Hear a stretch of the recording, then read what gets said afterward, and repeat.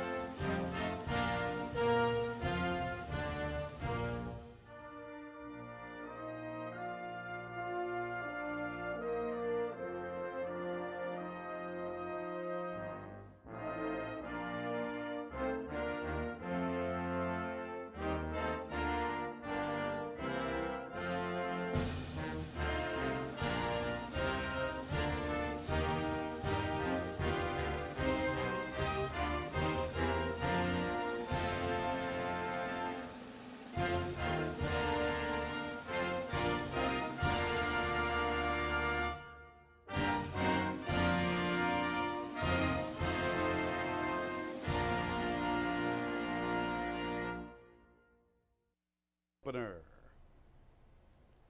And there they go. Good start for Regal Rebel. Mommy Joe Dreams is showing pace. Indy Symphony flashing some foot along the inside. Then Polly's Angel. And Sunshine Girl is the last of all. Regal Rebel, the expected pacemaker from the outside. The chalk clears away from Mommy Joe Dreams. Switching into the two-path. Indy Symphony is 2.5 off the lead from the rail. Almost a length to Polly's Angel. Better than 2 lengths to Sunshine Girl. 22 4/5 for Regal Rebel. Pretty sensible pace for her. No excuses midway through the turn. She controls this affair by a length and a half or 2 to Mommy Joe Dreams and Indy Symphony. Sunshine Girl's trying to pick up her stride. She's into the 4th spot. Long shot Polly's Angel. Relegated to the rear. 3/16 from the line. Regal Rebel, the one to come and catch. Mommy Joe Dreams has been chasing the chalk the entire trip. Sunshine Girl makes a move for 3rd, then Indy Symphony. Regal Rebel, 4-5. All aboard. Regal Rebel, gate to wire winner for the 4th of July program. Mommy Joe Dreams was second, then Sunshine. 6.5 exacta, $8.10. 6.53 trifecta, $2.85. 10-cent super, 6.532, 71 cents. They're at the post. And there they go. Smart Storm, Bonko Medici show pace. Also quickly into stride, Brody's War and Masawa. Thundering March is 5th. Bumble Monster, the last of all. On the front end, Brody's War making the pace from Masawa. Smart Storm's up close. Bonko Medici vying for 4th with Bumble Monster advancing with his white charge. Thundering March is 5 lengths from the leader. And the leader is Brody's War heading into the turn, a length to Masawa. Bumble Monster into the fray from the far outside, getting within a length, 3 deep. Smart Storm is 4th. Thundering March now commencing his bid. Bonko Medici relegated to the rear. Brody's War has the lead. Right there with him, Masawa. Smart Storm goes for an opening along the inside. Thundering March is gathering momentum from the 5th spot. Bumble Monster flattening out just a bit. And now Masawa is up to the front. Masawa has the lead past the 8th pole, kicking clear for Dino. Smart Storm is second. And to the outside, Bumble Monster. Masawa at 7-2 wins going away from Smart Storm, Bumble Monster, and Brody's War. $60. 3-1 exacta, $58.50. 3-1-6 trifecta, $88.50. 10-cent super, 3-1-6-2, $45. And there they go.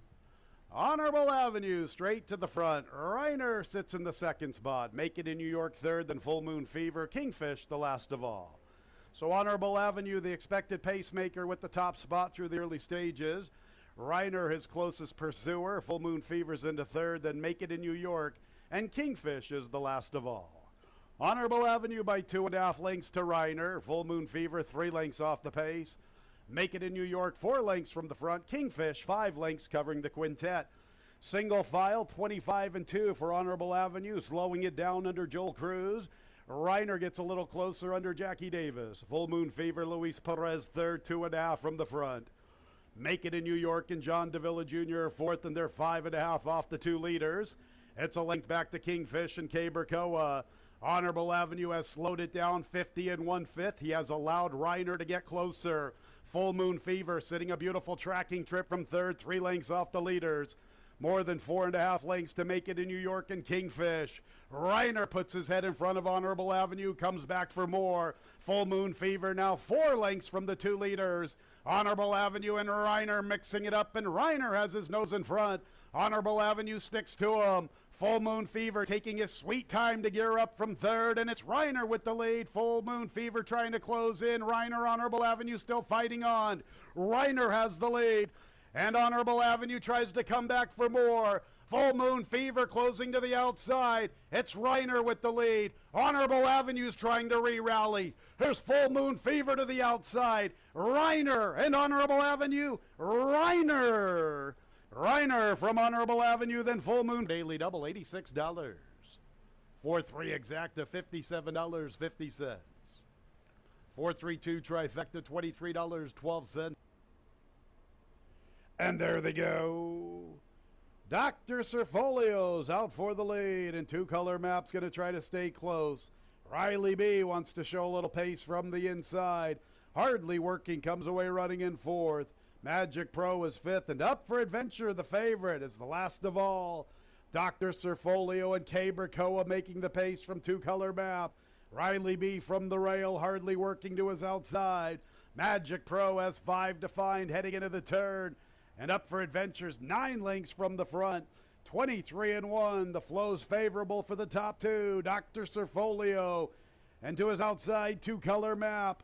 Hardly Working's chasing them. Magic Pro's trying to launch a bit. Riley B stays close to this soft pace. Up for Adventure still at the back. Dr. Serfolio, the one to beat at the 3/16. Riley B comes with his run. 2 color map gives way. It's Dr. Serfolio with all the pace advantage. Cabercoa, the king of the clock. Dr. Serfolio for 2 in a row. Riley B was second. Hardly Working third, and here $31.45. 3-4-3 early pick 3, $84.12. 1-6 with 3, with 4 with 3. The early pick 4, 100. And there they go. And there goes No Stone Unturned, popping the starting gate as expected. And look at her open up with ease. Betty Rubble second inside of Ouch That Hurt, and outside of Stabilize. Make a Joyful Noise is 6 lengths from the front. Better Than 2.5 to Trip Road. La Cafeteria's the last of all. No Stone Unturned, a freewheeler with the top spot where she likes to be. Her stablemate Ouch That Hurts into second. Here's Make a Joyful Noise getting within 4 past the 3/8. Betty Rubble's back the 4th and Stabilize in the 5th spot, 7 or 8 from No Stone Unturned. La Cafeteria second last. Trip Road at the back. No Stone Unturned. 6 to 5 looks good at the top of the lane. Ouch That Hurt. Her stablemate still fighting for second. Far outside, Make a Joyful Noise. I'm going to Stabilize. No Stone Unturned. The speedy mare with the lead all to herself. Take the 6 to 5 and go to the bank. Ouch That Hurt was second. Make a Joyful Noise third. Here's La Cafeteria 4th along the inside. Trip Road for the Super. He's not as good without something on the side. You get a better place payoff. $4.90. 3-2 double, $23.20. And there they go. Dream Away 7 broke outward. She's amongst the pace. Silent Invasion's quicker from the inside. Saratoga Kisses comes away running in the 3rd spot, and here is Cross Island along the rail making a bid for 3rd, trying to vie into that 2nd spot. Russia from the inside just in front of her, Misty Gale 3D. So it is Silent Invasion making the pace from Dream Away 7 and Cross Island.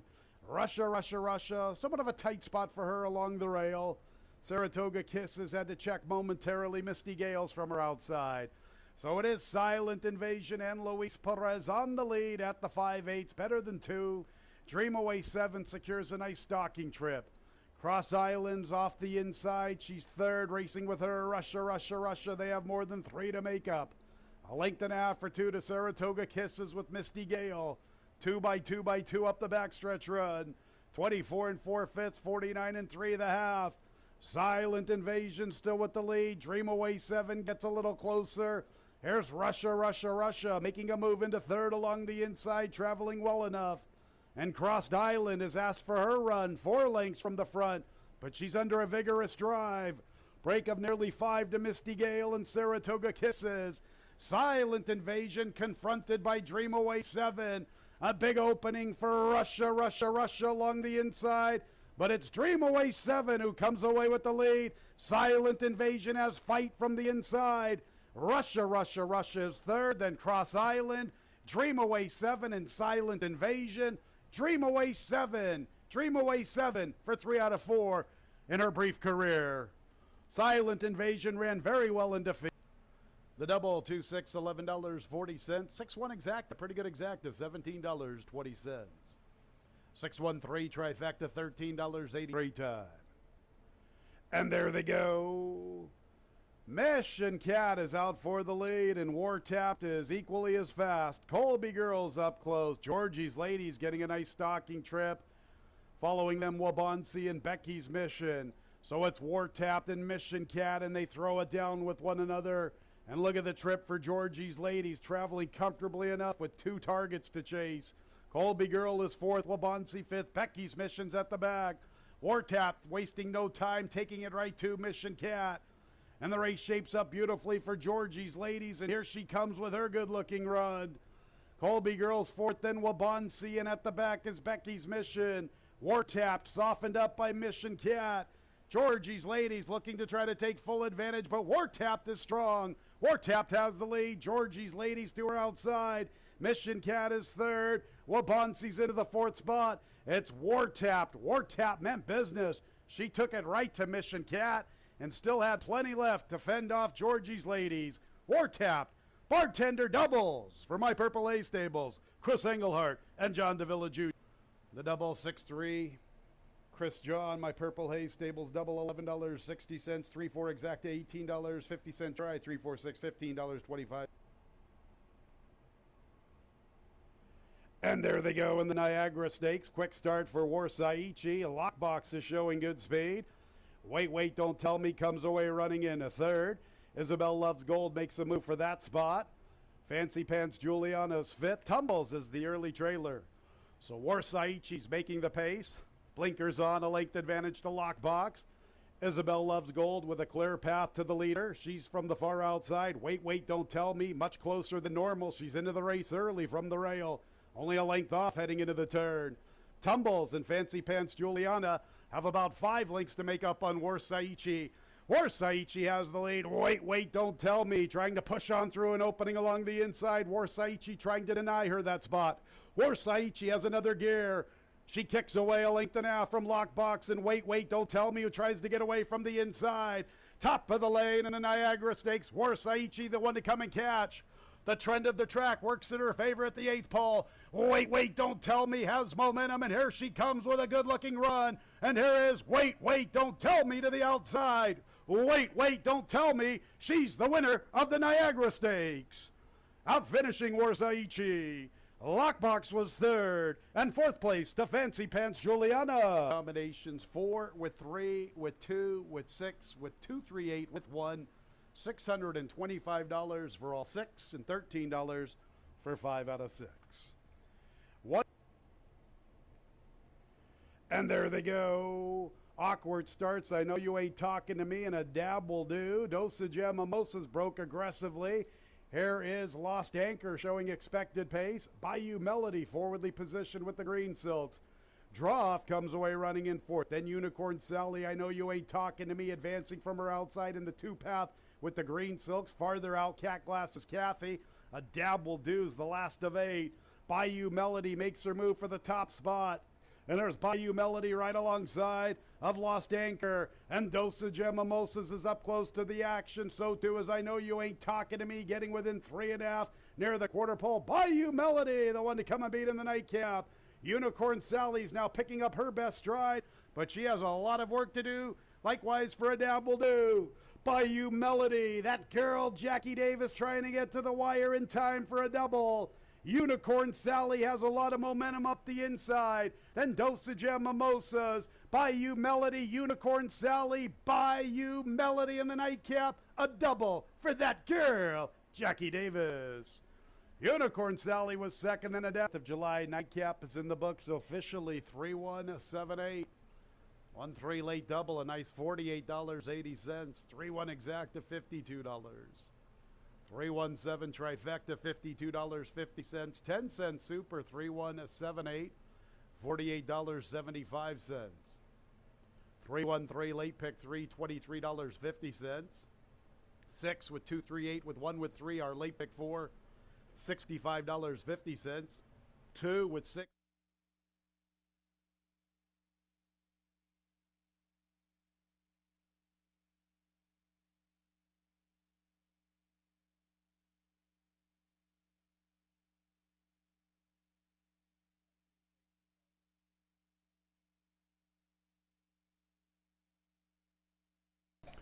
Pleasant good afternoon, ladies and gentlemen. Welcome to Finger Lakes Gaming and Racetrack, our Wednesday opener in about 44 minutes at 1:15.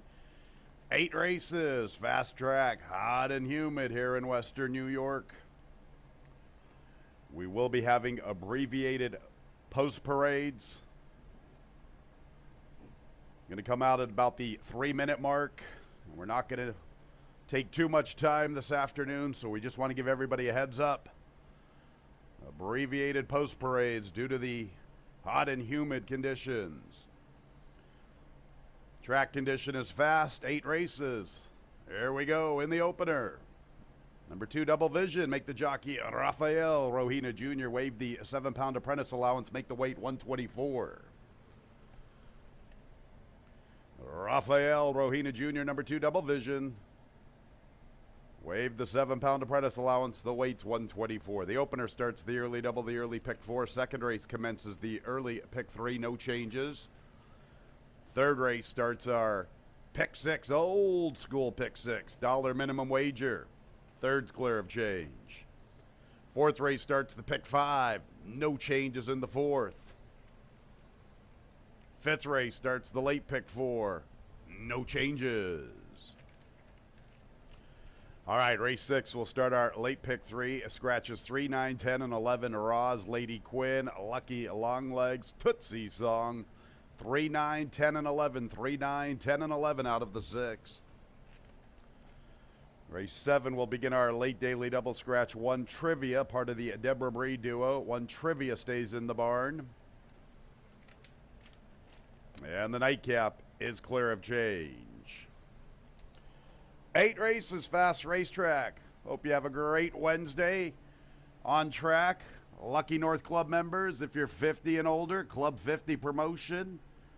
Show your player extras card at the program stand on the mezzanine level for your complimentary program.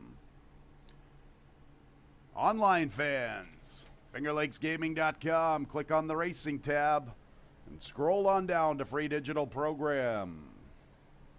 It's happening this season here at Finger Lakes. The opener at 1:15. Up next, our track handicapper, Dave Matthijs.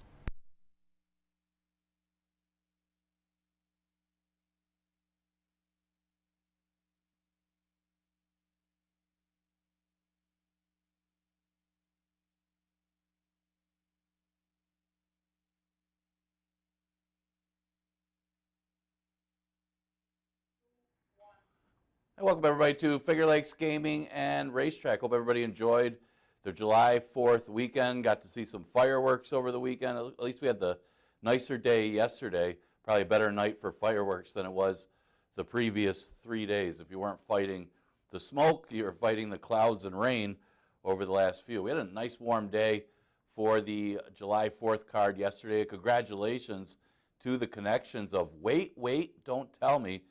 It's the second stakes win of the year already for M. Anthony Ferraro. Louis Perez aboard for that victory. Good aggressive ride on a track that you needed to be close.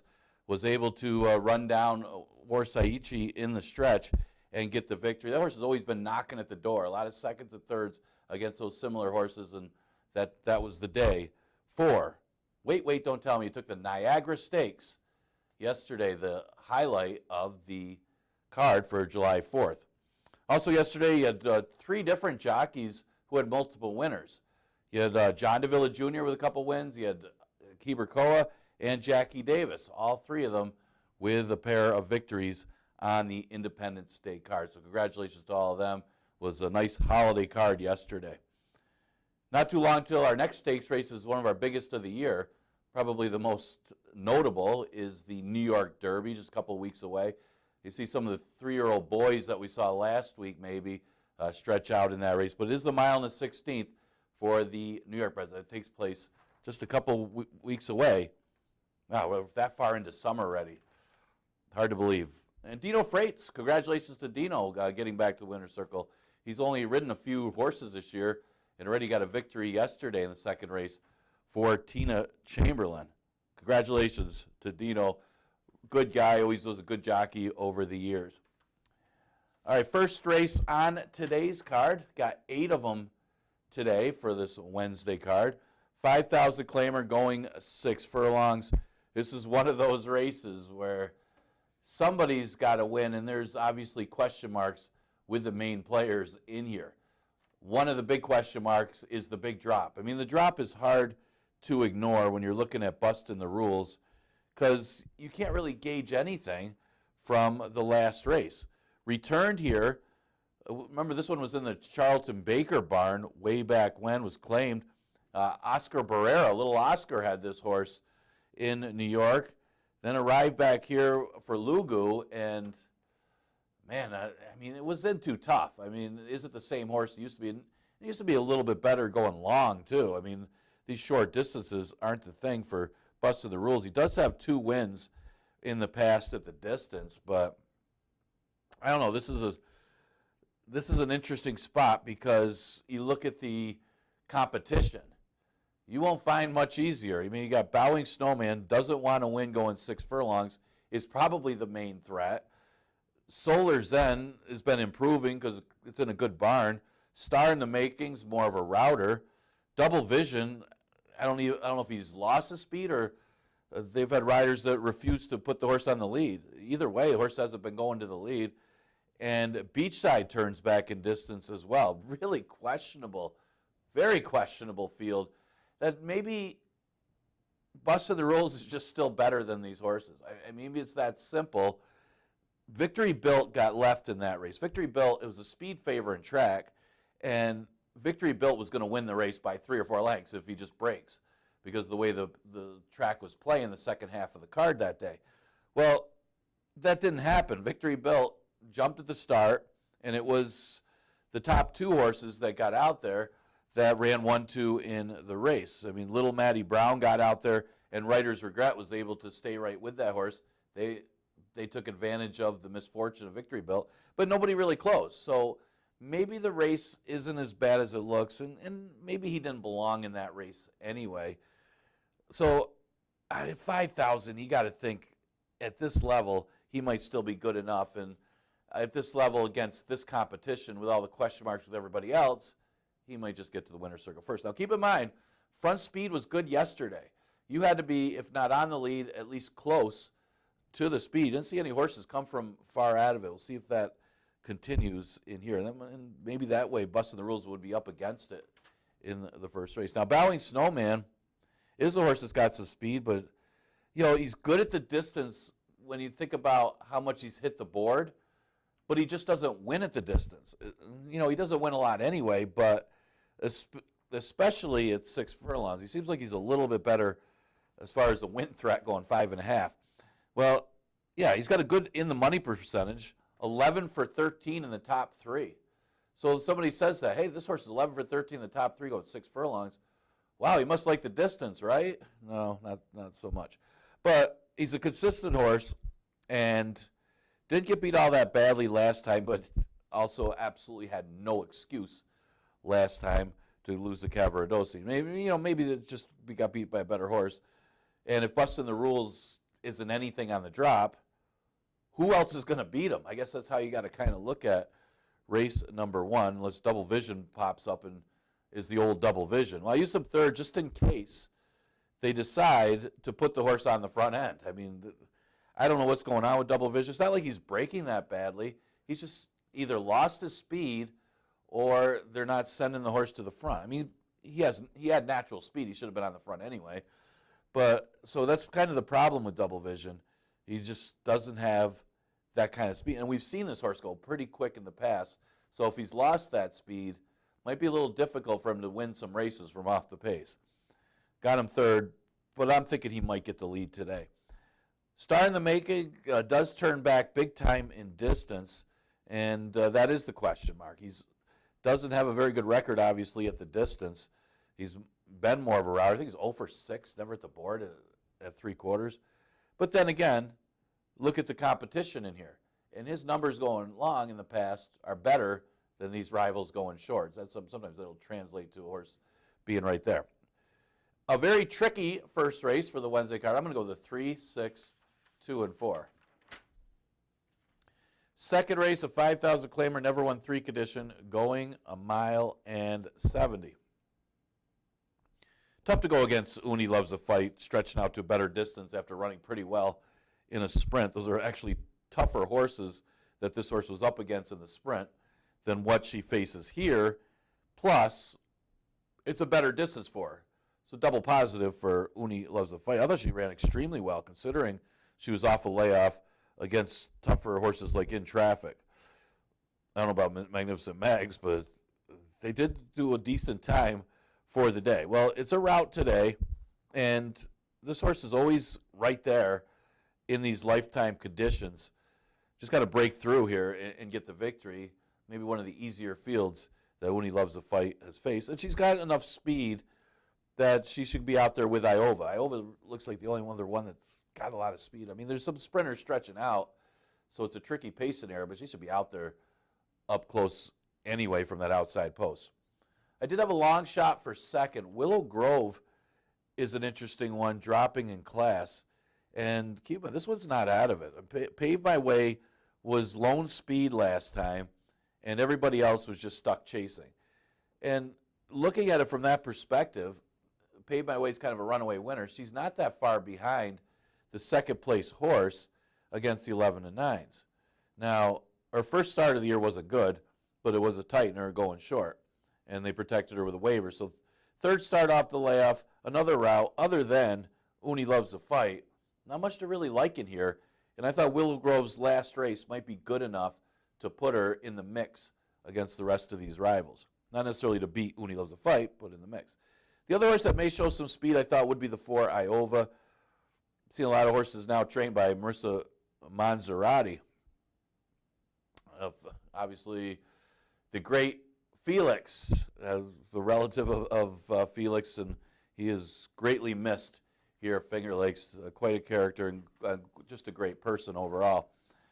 Iova won back in November, and that was against pretty soft group, but this horse was always close and did lose to Uni Loves a Fight one of those times, ran a good second. So she's capable of running the top 3 against these, and it all depends on the pace flow because she is one with tactical speed. And if you look at the race, I know there's a couple sprinters stretched out, but it's not like they're that fast either, and it's not like they're going to send to the front. There's not much speed in here overall. I wouldn't expect a very fast pace, and if Iova's with the pace, that might be to her benefit. Coup de Party should be going a better distance here. 5-2 is a little short to take for Coup de Party, but she's often close against these rivals. She's behind them, though. She lost to Willow Grove. She lost to Uni Loves a Fight. She lost to Renita's Rose. All horses that are in this race. So she's 5-2. Renita's Rose is 20-1. I mean, overall, she's got a better in the money percentage. Maybe that's why, but that's quite a discrepancy when a horse beat you last year. 7-1-4-3 in race number 2. Third race, a maiden race for fillies and mares that goes a distance of 5.5 furlongs. And these are some young up-and-comers here. That makes this race a little difficult. Now, if you do watch, boy, is she a lady. Is a beaten favorite last time, but she lost the race at the start. And it says broke slow. Yes, she did. I mean, she lost all chance at the start, it looked like. as she was left 4 or 5 lengths, it seemed like. She made up that ground and still ran a solid second in there. Now, it wasn't the strongest of fields, and maybe she liked the slop, but it was her first start off the layoff, and to overcome that bad start and being really slow early to still run second is a good effort for boy is she a lady. Now, sometimes they tend to go to that behavior, and you hope that she breaks better today. She's going to need to. There's a few decent ones in here. Very well bred. The Dam is a 6-time stakes winner. I think I mentioned that the last time the horse ran. And they paid $520,000 for her at the end of her career, probably for the breeding purposes. I used her on top.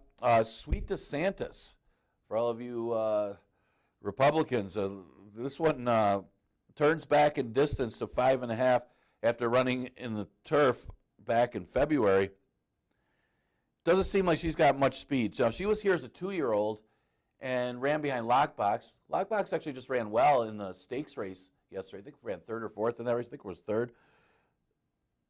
So that was a good maiden special race she was in here. And she only had 3 starts at Tampa, at least for fitness purposes. Those are good races. But she's been off since February, since that last race. Doesn't look like she's got much for early speed, so she's going to have to try to do it from off the pace. Kind of like, boy, is she a lady. I don't know how much speed she's got. It's hard to tell if she got off so slow last time. Journey of 5 does have some early speed. So there's not a lot in here. Pajama Jam's got a little speed on the outside, but so does Journey of 5. Not that she's going that fast. But she's also getting beat double digits. This looks like a little bit easier field.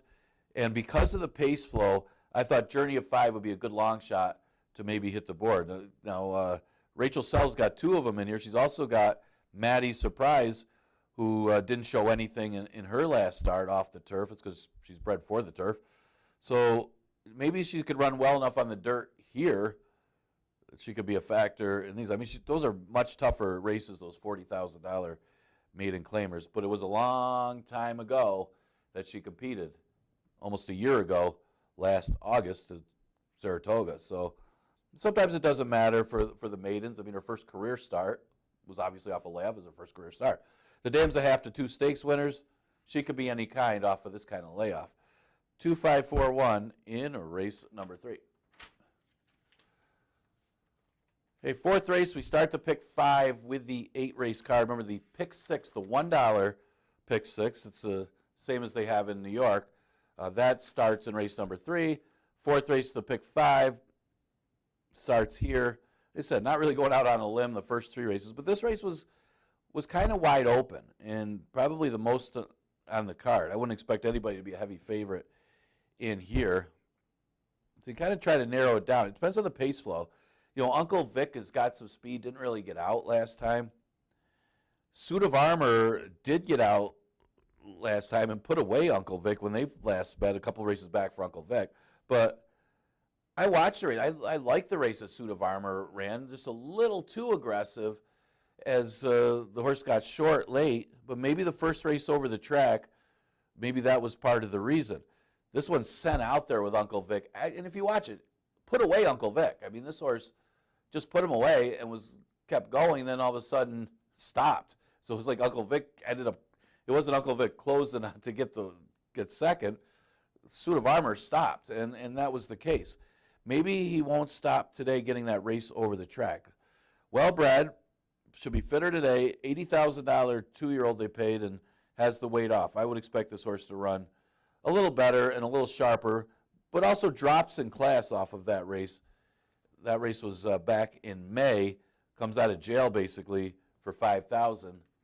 We'll see how they handle the presence of Uncle Vic again. The 9 Royal Kaz 6-1. You know, this is a consistent horse. Had 2 straight second place finishes before having a troubled trip last time. Hard to leave Royal Kaz out of the top 3. I know you got a bigger field. There's more chance for another rough trip. But being outside, I think an outside stocky trip, you're less likely for that to occur. And just a matter of willingness to want to win for Royal Kaz. The horse has got 2 wins still in the condition and 11 seconds. Willingness to want to win. A long shot in here is the 6 Navy Pier. Last couple of races aren't that bad. I mean, running 4th Last time to a huge checkpoint, and that one was a big class dropper. I still don't know how a huge checkpoint won that race. It looked like the other one got by him late. But they were all close in that race. It wasn't like this horse got beat all that badly, not that it was the strongest of races. The race before finished behind Scorpion Dynasty, who's in this one in Mo Crazy Blue. So that race wasn't as good because those top two finishers are no world beaters in there. I thought the last race was better. And that was after coming back from Turf Paradise. Gets Jackie Davis today. And interesting to see, Jackie Davis rode Couples Therapy, who's dropping in class, and is on Navy Pier. Maybe more reason to like Navy Pier in this race. Again, not badly beaten in the condition. And the horse is 12-1 morning line. I mentioned Uncle Vic. All depends on the pace flow for this one as well. He's got good early speed. Didn't really get out last time, and that's why Countdown took advantage of that. I don't know if Countdown would have won that race if Uncle Vic gets out a little better. And Uncle Vic was bet down to be favorite and basically did lose his chance early in the race when you're a speed horse and don't get out there. The race before, again, dueled with Suit of Armor. Suit of Armor actually put him away, but he came back on when that one stopped. Our boy Cheekham was the one who took full advantage and came rolling down middle of the track to win. But Uncle Vic is dangerous, especially if he's able to make the lead. 2-9-6-4 in a pretty open fourth race. This race starts the pick 5. Fifth race starts the pick 4. 5,000 maiden claimer going 6 furlongs in another one. Man, you really have any faith in anybody in here? I did go to the 4 because I think he might be the speed over Greek Easter. At least be out there with Greek Easter, who you know is going to stop. So 30 Oysters, who's losing by double digits in New York, might still be better than the 5,000 maidens in here. And it's really hard to take a horse that's losing by, 28 lengths, 15 lengths to win. But when they're doing this kind of a class drop all the way to the bottom, and he's chasing paces that puts him on the lead against these slower horses. And that could make all the difference. We're talking about a relatively paceless race where Greek Easter is the inside speed. I mean, Greek Easter couldn't even get the lead last time over Dr. Carfolio, who's not that fast. So the race isn't that quick early, which might put 30 Oysters just to shoot out there and just maybe put Greek Easter away or shoot out there and get the lead over Greek Easter. It depends. I don't know how good he is, though. It's really tough to gauge. His first career start is the best start for him. At least he showed a little bit when he chased a little bit there and only lost by 15. They actually got bet a little bit. But those are much, much tougher horses that this horse has been up against. That might equal out a victory just by default against a lackluster field. Now, Dakota's Destiny ran okay last time and wasn't beaten that badly on the drop-in class. This horse was running against special weights his debut. It was a runaway winner that day. And last time, same thing. I mean, Dr. Serfolio took advantage of a track and a pace that wasn't that fast. It was more of the pace than anything. I mean, what did they go, 48? And Greek Easter just kind of followed the leader as Dr. Serfolio went on to win. Now, Dr. Serfolio came back to win yesterday, but it was the same type of thing. It was you won't see better racing luck than Dr. Serfolio's had in his first 2 starts of the year. Has got another paceless race and a speed favoring racetrack yesterday. But at least it makes Dakota's Destiny's race look that much better. At least he got a next out winner anyway. And wasn't all that fast at the start. Ran evenly behind the top 2. I mean, nobody really changed positions as the pace was ridiculously slow, as it may be again today. So Dakota's Destiny has got every reason to move up. And that horse is 8-1 morning line. That's a big number. The 7-foot traffic, let me see. The 4 drops today from maidens in New York. Dakota's Destiny dropped last time, ran in the money. Foot traffic is the drop down here that doesn't have as big a drop, 11-9, but that might be good enough to put the horse right there. I mean, just ran 4th last time going short in a maiden claimer, the 11-9. Maybe didn't want any business going long last time because didn't do so well in kind of a weak route race. And that might have been it. Maybe the horse just doesn't want to go long. So Yeah, the other route race was pretty bad too. So maybe they're just giving foot traffic just another chance to see if he can go long. I guess now they've learned, so I wouldn't expect this horse to be in a rout again. But back to the short distance, his last sprint race isn't that bad. We only got beat a few lengths going short, so I think the cutback's going to be good for foot traffic. Westworld, more of an underneath type, has had a lot of chances. The people don't know how good a job Brooke Ficarella has done with this horse as far as rehab and getting him back to the races and still running competitively and should be competitive in this group. Maybe kind of a same type of race that he ran the last couple starts that'll get him into the Superfecta. So I went with the 4, 6, 7, and 2. Enough talk about that race. 6th race, scratch the 2, Roz. The 9, Lady Quinn. Like that one. Scratch the 10, Lucky Longlegs. And the 11, Tootsie's Song. What are you left with? Well, you got to drop down in Aquila, but that horse needs a drop or else needs a really easy lead. Riding on a Winner has run 2 good races, and I think a lot of people don't realize how good a race she ran last time. This horse was acting up something awful in the paddock. Actually flipped in the paddock, but was okay. So obviously it was okay because she still ran a big race out on the racetrack. Now horse comes off a little bit of a layoff, is probably faster than Aquila, depending on what the tactics are going to be. But you got to think riding on a Winner against this field, it's not any tougher than the field she just beat, depending on pace, flow, and what Aquila does on the drop. Now, Aquila did lose by double digits as Flattery's Music just took off and went on to the dominant win. The only thing I can say about that is it wasn't that strong a field. I mean, Flattery's Music belonged. I don't think the rest of the field was that good. So it's interesting. Now, she was her own nemesis the race before because she had to run behind Crosstalk and rated behind Crosstalk in that race. So she ended up not getting anything in that race. But the race before, she just absolutely controlled the pace, the previous 2 races. And that's why she won 2 in a row. Racing luck does have a lot to do with it when you have a horse that's got speed. If there's no other speed in the race or somehow the pace flow goes your way, you're going to win. And sometimes you're going to win above where you think that the horse would be. And maybe she is just a $5,000 claimer that just got easy leads to win 2 in a row. I think that could be the case. But she still might be good enough against most of these. Now, if a pace does develop, got a big long shot.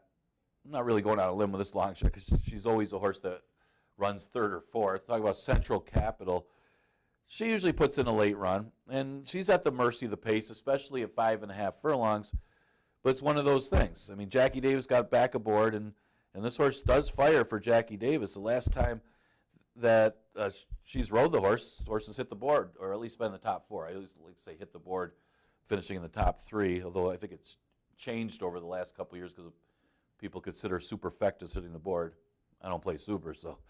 Central Capital, though, I look to make a late run, kind of pass some tiring horses to get in the number. And they'll throw Booba La, same type of thing. I mean, this horse is going to sit back and make a run. Last time comes off a victory. It was an easier field that she beat, but she was on the drop anyway, so maybe she could make it 2 in a row. It's not impossible for Booba La, but she couldn't have got a better setup and better trip than she got last time. 5, 2, 8, 7 for me in the 6th. 7th race, scratch the 1 part of entry trivia. There for that wedding. This is a starter that goes the distance of 6 furlongs. Sweet Shallots looks awfully tough after the last couple races, and it's got good early speed. Now there's some other tactical speed in here, but she's better than these horses, and this is a perfect spot for her to get the victory. She beat a good field, including Sabrine, who had a big year last year in her prior start. Then last time just got beat at the wire by Timed Out, and Timed Out's a pretty good one. So Timed Out would beat this field. I think that was a good enough factor for Sweet Shallots. If she just keeps her form and repeats that effort on today's fast racetrack, she's going to be tough. Or the last fast track ever, it's going to be tough. Got her on top. Ramon, her last race is better than it looks. This horse was pinned in on the inside behind horses and didn't tip out. I mean, if you're back in Ramon, you're probably yelling at her, tip out, man, tip out. Didn't tip out. Stayed on the rail behind the winner. And may have caught Trivia if she was able to tip out and time it better to close and get the victory. Goes further today, 6 furlongs. This horse is in good form. She just needs a little racing luck and gets Jackie Davis back, so may just do that. Jackie, of course, having 2 wins yesterday. Ramon got for second. Again, probably could have won. The three want to believe her, but not sure where we don't believe her is. Last time Trivia did get the lead. They didn't go that fast, but she was up close throughout, kind of chasing. I don't really give her much excuse for that race, except maybe coming off a little bit of a layoff, she wasn't completely sharp. But she may have to improve that off that race to beat Ramon and others because Ramon finished ahead of her. And her prior races are better. So if you could forgive the last effort, not that it was that bad, but she also doesn't have an excuse. If she does have to run a little bit better, then you could use her. You got to use her. She's got the back class. Allure of Fortune's an interesting one who's working pretty well. And probably needed that race last time in the one state bred. So, I mean, you look at last year's forms, pretty interesting, as this horse was claimed and then ran a big race in the starter optional claimer at the end of the year. What a big effort. Basically out of nowhere at odds of 12-1. Again, that last race was off a layoff. I would expect this horse to run a little bit better here. And a couple of Dana Saul's horses have been running. She's only had a few horses run, and they've been running pretty well. And again, this horse does, or at least did show some good works before that first start off the layoff. Just probably needed it. I'm going to go with that one fourth. All right, the 8th race, last so used to the 9 race cards now, but we're going to done a little early with the 8th race. 5,000 claimer, never won 2 condition, going 5.5 furlongs. And no, I'm not going to get 8-1 on Easy Troll, who's dropping in class after a troubled trip. Yeah, you look at the last race. I mean, speed got good, number 1, but if you watch, this horse was in tight early and had to check early in the race. Doesn't mean she would have won, but it did affect her the way she ran, and she didn't get beat all that badly like Pretty Miss Keys. Not that that field was that tough for the 11-9. So she does get a little bit of class relief, though. Even though it wasn't that tough a field for the level, she drops to 5,000. Don't love the outside post for her, but I'm going to give her the edge here, and she's a big price. Subtle Giant, always right there when dropping to 5. She dropped to 5 a few races back against the Maidens, then ran a horrible race. And then to her next start, ran a really good race, and it was actually a really good ride by Di Diego as well. And has been close both times against winners. If she gets the right kind of trip, she could get up to get the win. Boxton and Board takes the same drop as Easy Toll. I thought Easy Toll actually ran a better race than Boxton and Board, though, last time. So I used her third. And Weather Advisory, I've given up on her as far as betting her or picking her or betting her or anything to win. But she's a good underneath horse. I mean, she's had her chances. I mean, she's had a lot of chances where she looked like the winner, but she just does not get that nose to the wire first. But a good horse to use underneath. Well, good luck today. This is the last day of the racing week. Got another nice summer day with a fast racetrack. We are dark the next few days. We're going to come back with live racing on Monday with that 1:15 first post. I'll see you then.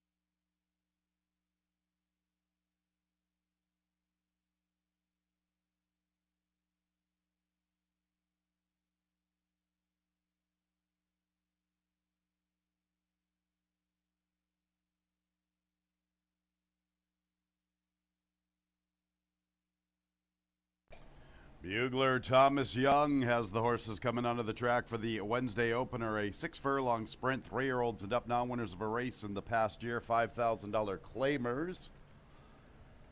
Rafael Rohina Jr., new jockey, number 2, Double Vision. The weight's 124. Waived the 7-pound apprentice allowance. Fast racetrack. The opener will start the early double, the early pick 4. Post time in about 3 minutes.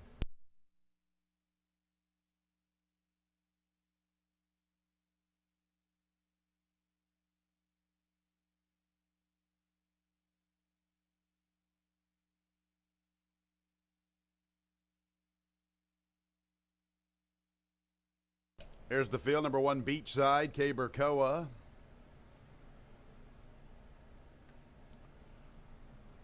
Number 2, Double Vision has skipped the parade. On to the 3, Bustin' the Rules, Michael Davila Jr. 6-5 favorite. 4, A Star in the Making, Giovanni Paredes. Next will be the 5, Solar Zen with Jackie Davis. 6 is Bowing Snowman, Jeremias Flores, 9-5 second choice. Skipping the parade, 2, Double Vision, Rafael Rojita Jr. picks up the mount. Once again, waived the 7-pound apprentice allowance. The weight's 124. A couple of minutes until the opener. Let's get right into the analysis. Here I am up in the booth, fans. Track announcer Tony Kalo. In the opener, 6, Bowing Snowman, my top pick. Little concerned that he just doesn't want to seal the deal. No excuses on the 27th of June. Just kind of waited for his arrival. Caveradosi, past classer from Chris Englehart's barn. I don't have a lot of excuses. I don't have a lot of confidence he's going to get to the winner's circle. But maybe today's his day. I'll make him my top pick. Yesterday, the track was playing forwardly. Bowing Snowman will be amongst the pace, if not dictating. Good looking individual. Big, strong horse. Easy on the eye. Bowing Snowman from the outside trying to break on through. 3, Bustin' the Rules makes a lot of sense. A big class drop for him this afternoon. His best races make everybody running for second. I figured his price would be a little too short for my liking. I've put him in the second spot. His best race. And they're all running for second. The 1, Beachside. Beachside's made a lot of money in his career. He's a nice little late-running sprinter. He's got that recent 2-turn race under his belt. He gets back to a preferred distance. I like him in 1-turn races. That race back in October of 2022, that was a good effort, missing by a length. Pretty good race to I Love Jackson and Town Jack. Beachside should be coming on late. Cabercoa. Caber's having a great season. I have a lot of respect for Mr. Koa. And then I looked at the 4, Star in the Making. I don't know what to make a Star in the Making. I'm not sure if he wants 2 turns or 1 turn. He's 0 for 6 at the distance. I know he's run some pretty good races. The 9-year-old has made $164,000. I put him in 4th. 6-3-1-4 for me to start the Wednesday card.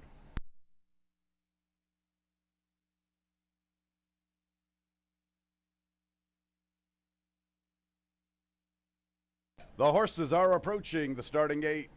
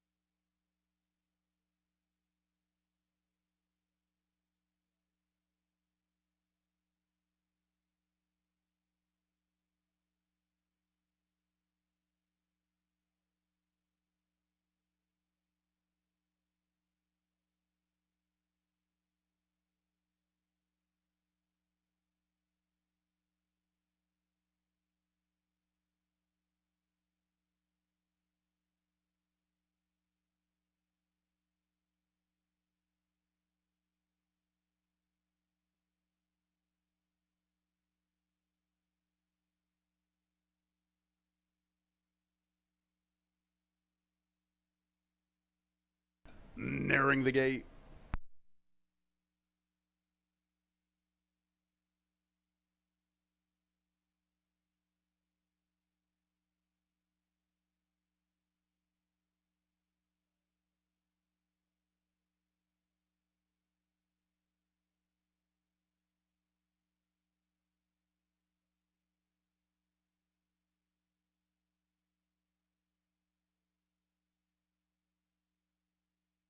It's post time for the Wednesday opener. Even money number 6, Bowing Snowman, 3-2, number 3, Bustin' the Rules.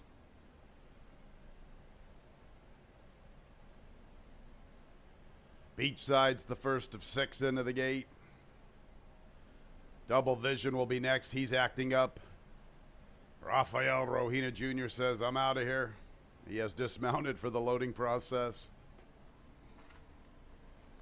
All right, here comes Double Vision. Rafael to remount. Bustin' the Rules. Big shout out to Galliano Stables. Bustin' the Rules at 8-5. Bowing Snowman at even money. Bustin' the Rules on this big class drop this afternoon.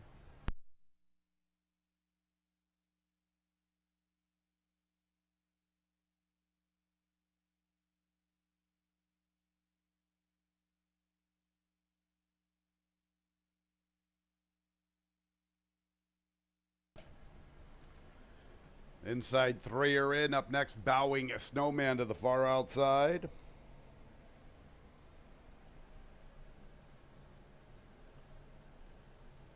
He's misbehaving just a little bit. He's all the way down to 4-5. Star in the Making and Solar Zen, the last 2 to load.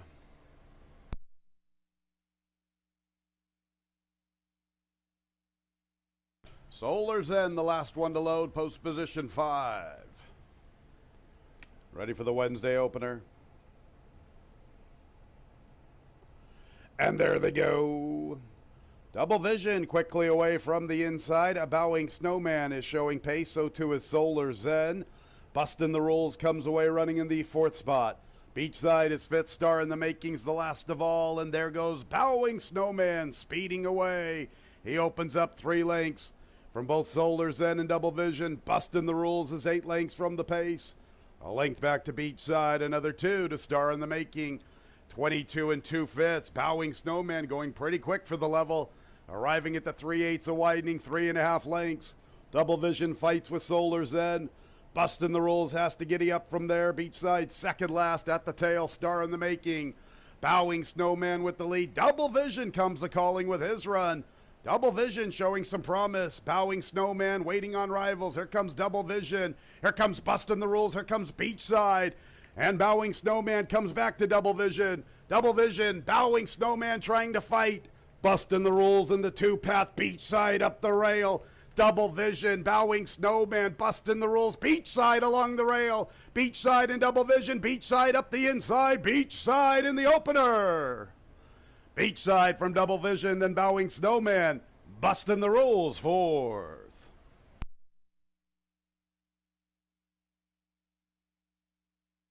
Yesterday we had a speedy oval. We got a closer in the opener. Beachside up the inside. He's in the photo with Double Vision.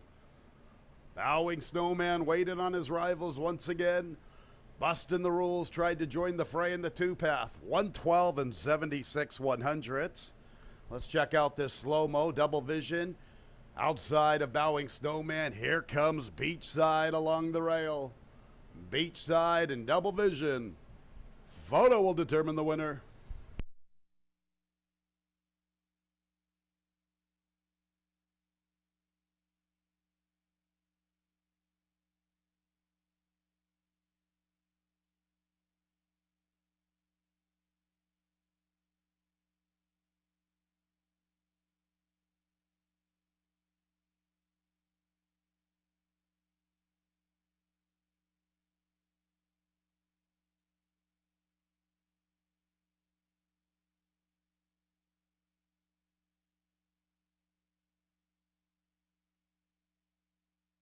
One Beachside first.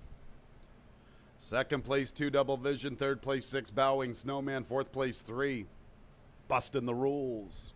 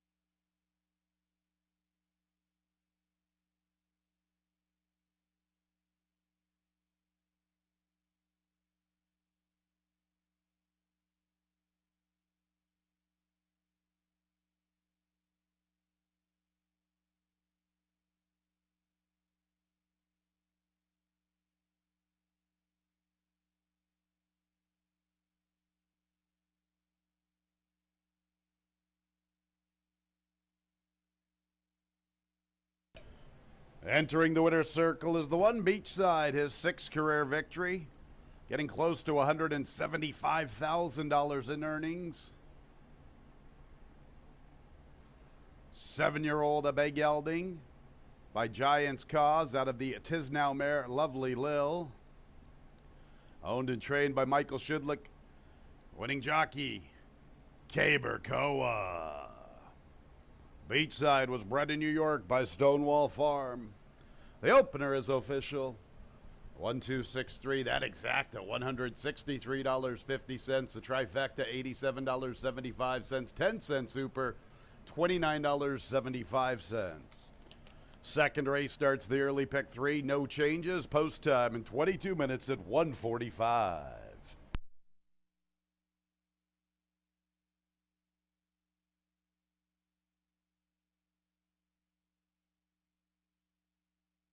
Horsemen, get those nominations in for the New York Derby. $150,000 added.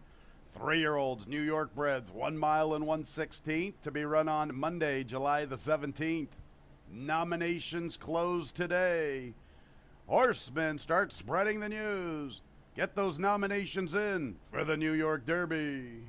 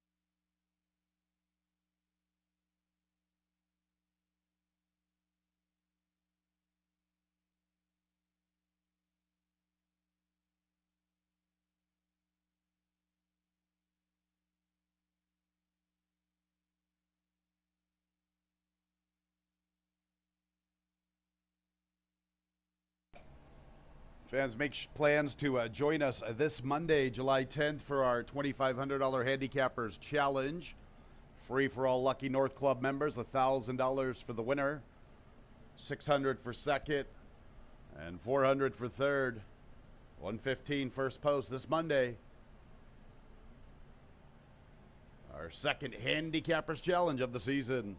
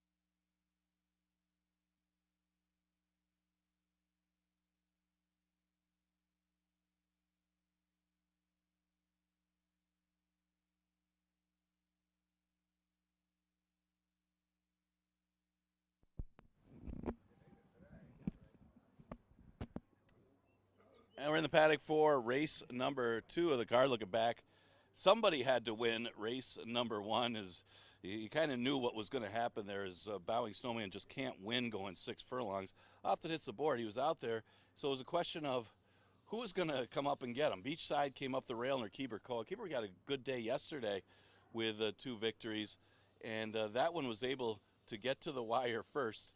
Somebody had to win race number 1. Keeper Koa and Michael Shudik, and they will start off the card for Wednesday.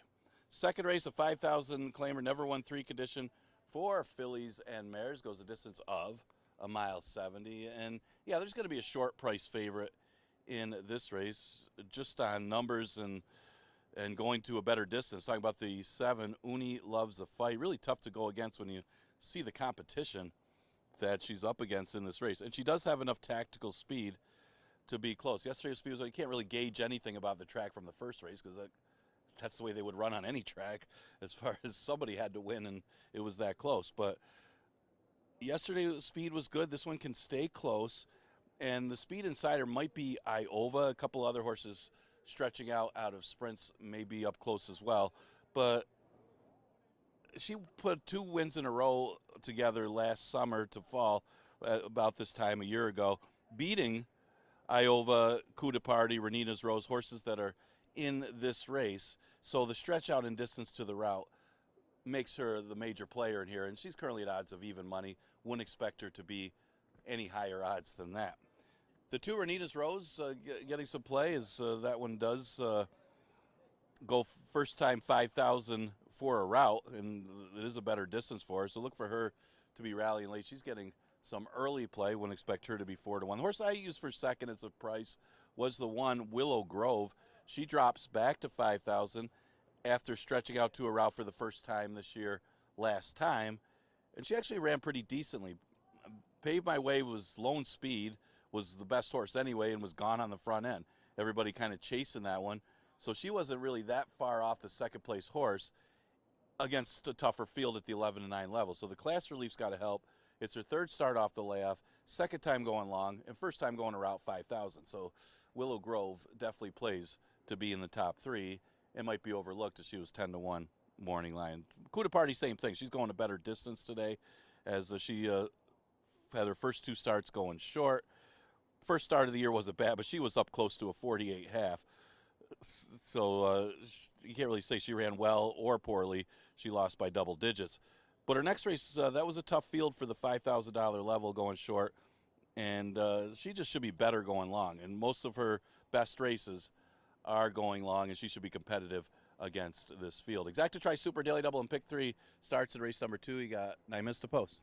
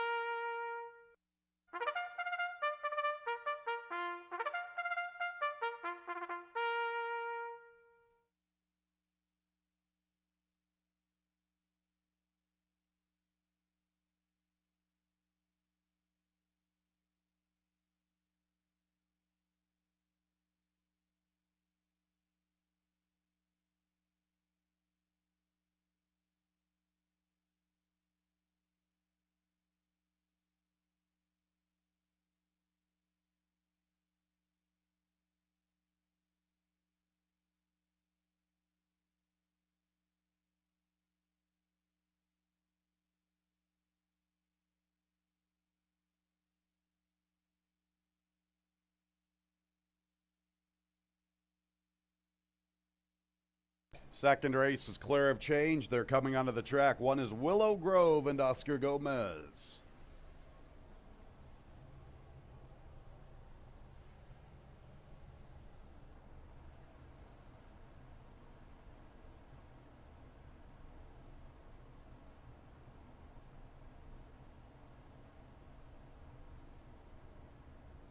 Two is Renina's Rose with Jackie Davis. Three, Coup de Parte, Emmanuel Di Diego. Four is Iova, Rafael Rohina Jr.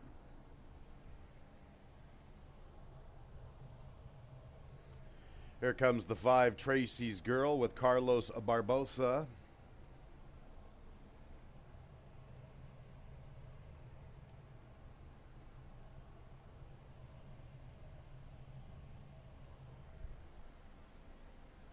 Next will be number 6, Pals Ally, Nazario Alvarado. And the big favorite, 7, Uni Loves a Fight with Joel Cruz. 4 to 5 on the board. Second race will start the early pick 3. 1 mile and 70 yards. Fillies and mares, 3-year-olds and up, $5,000 claimers. Non-winners of 3 races. Our second race in a couple of minutes. Straight to the analysis. 7, Uni Loves a Fight. Pretty good hitter at this $5,000 level. I like her getting the 2 turns. Both of her career victories at this distance. 4 starts, 2 wins, 1 second. A nice 6 furlong prep to get her ready for today. The only problem is the price on the board, 4 to 5.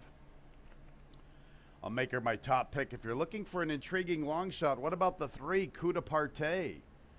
There's another gal that I like going the 2 turns. Ran some pretty good races last year with the added real estate.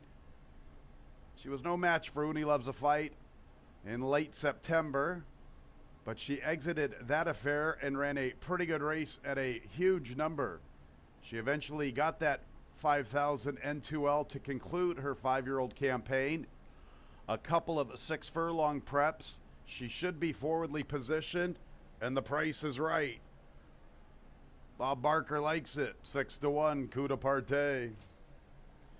About the 1, Willow Grove, another one that will like this added real estate. She has 2 preps under her belt.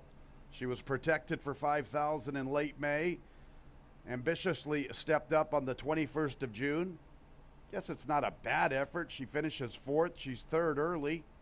I think for $5,000, she's a good fit. She ran some good races last year. That race on the 10th of August and the race on the 7th of September. Both of those races give her a little bit of a look. She's 6 to 1. Then the 4, Iova. This is her first start of the season here at Finger Lakes. She did have a start in early January at Parks. I've always liked Iova. Once upon a time, she had a little past class to her. She's never really been big on winning 2 for 30 with 8 seconds and 6 thirds. She's made a lot of money. I think she has ability. Maybe the freshening did her really well. I think she's worth a little bit of a look. And her price is 9 to 2. So there it is, fans. 7-3-1-2. And then you got Iova, the 2, Renina's Rose, a late player maybe for the Superfecta. Post time in a couple of minutes.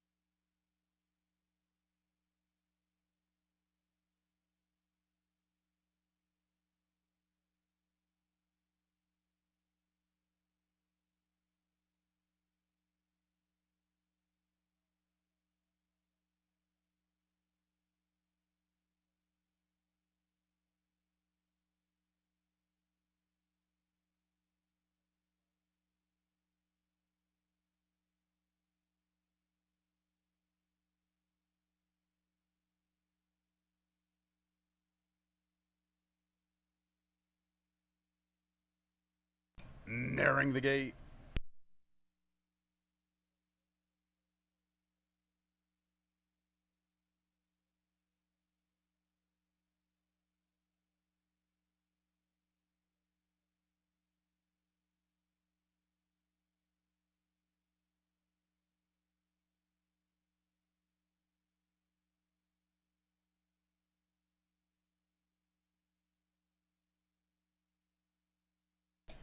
It's post time for the second race. 7 fillies and mares arriving at the starting gate. And the big favorite all the way to the bottom, the 7 Uni Loves a Fight at 3-4.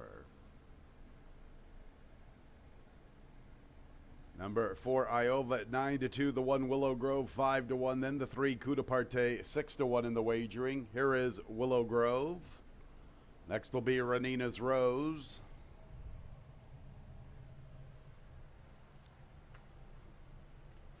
Coup de Parte.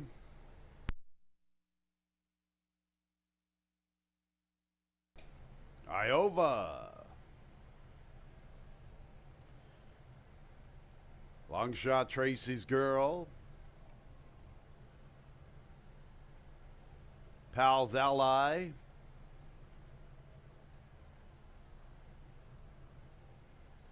And the big favorite, Uni Loves a Fight.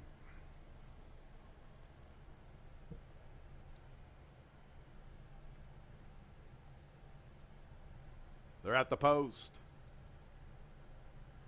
And there they go. Iova is showing pace. Tracy's Girl is there. Uni Loves a Fight attends the leader line from the far outside. Coup de Parte's in the 4th spot. Iova crosses over on her. Willow Grove from the rail. Pal's Ally advances from the far outside. Renina's Rose, a late runner, is the last of 7. And the favorite, Uni Loves a Fight, clears away from Tracy's Girl. Iova's 3rd. Here's Pal's Ally making an early move into the 3rd spot. After her, Coup de Parte, 4 lengths from the pace. A length to Willow Grove, a length to Renina's Rose. 6 lengths covers the group. Uni Loves a Fight and Joel Cruz at the 5/8, 2.5 to Tracy's Girl. Pal's Ally's 3rd. Iova gets to save ground. Coup de Parte, 3.5 off the leader in the 2 path. Another 2 lengths, Renina's Rose with Willow Grove. Up the Finger Lakes backstretch, and the chalk is in control. Uni Loves a Fight, 2 lengths. Tracy's Girl and Pal's Ally 2nd and 3rd. Coup de Parte 3 deep. Renina's Rose advances in the 2 path. Iova's a little even paced along the rail. Willow Grove yet to gear up. Uni Loves a Fight still with the lead. She has the 2-length advantage midway through the turn. Here's Renina's Rose trying to close in the 2 path. Just in front of her, both Tracy's Girl and Pal's Ally. Iova's trying to re-rally a little bit along the inside. Then go to Willow Grove. Nothing from Coup de Parte. They swing into the lane. Uni Loves a Fight. Uni Loves a Fight, the big favorite with the lead. Renina's Rose and Iova fight for 2nd. Farther out, Willow Grove. Uni Loves a Fight in cruise control. Uni Loves a Fight, wire to wire. Iova re-rallies into 2nd. Then Renina's Rose and Willow Grove.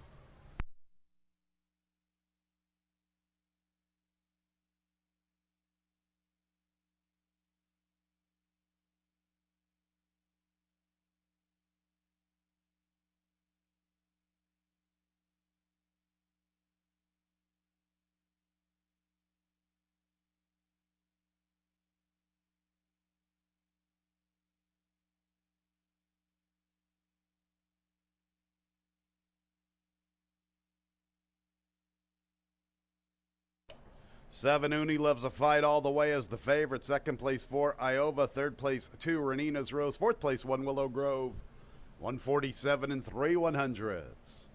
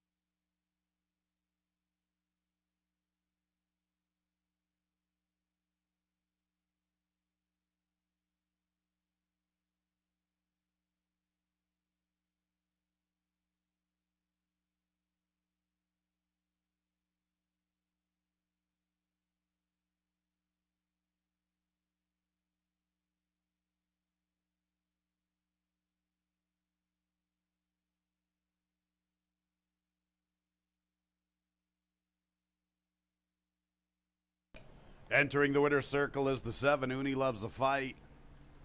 4-year-old Bay Filly by Unified out of the Damn Got No Name. Owned and trained by Paul Barrow, winning jockey Joel Cruise Control.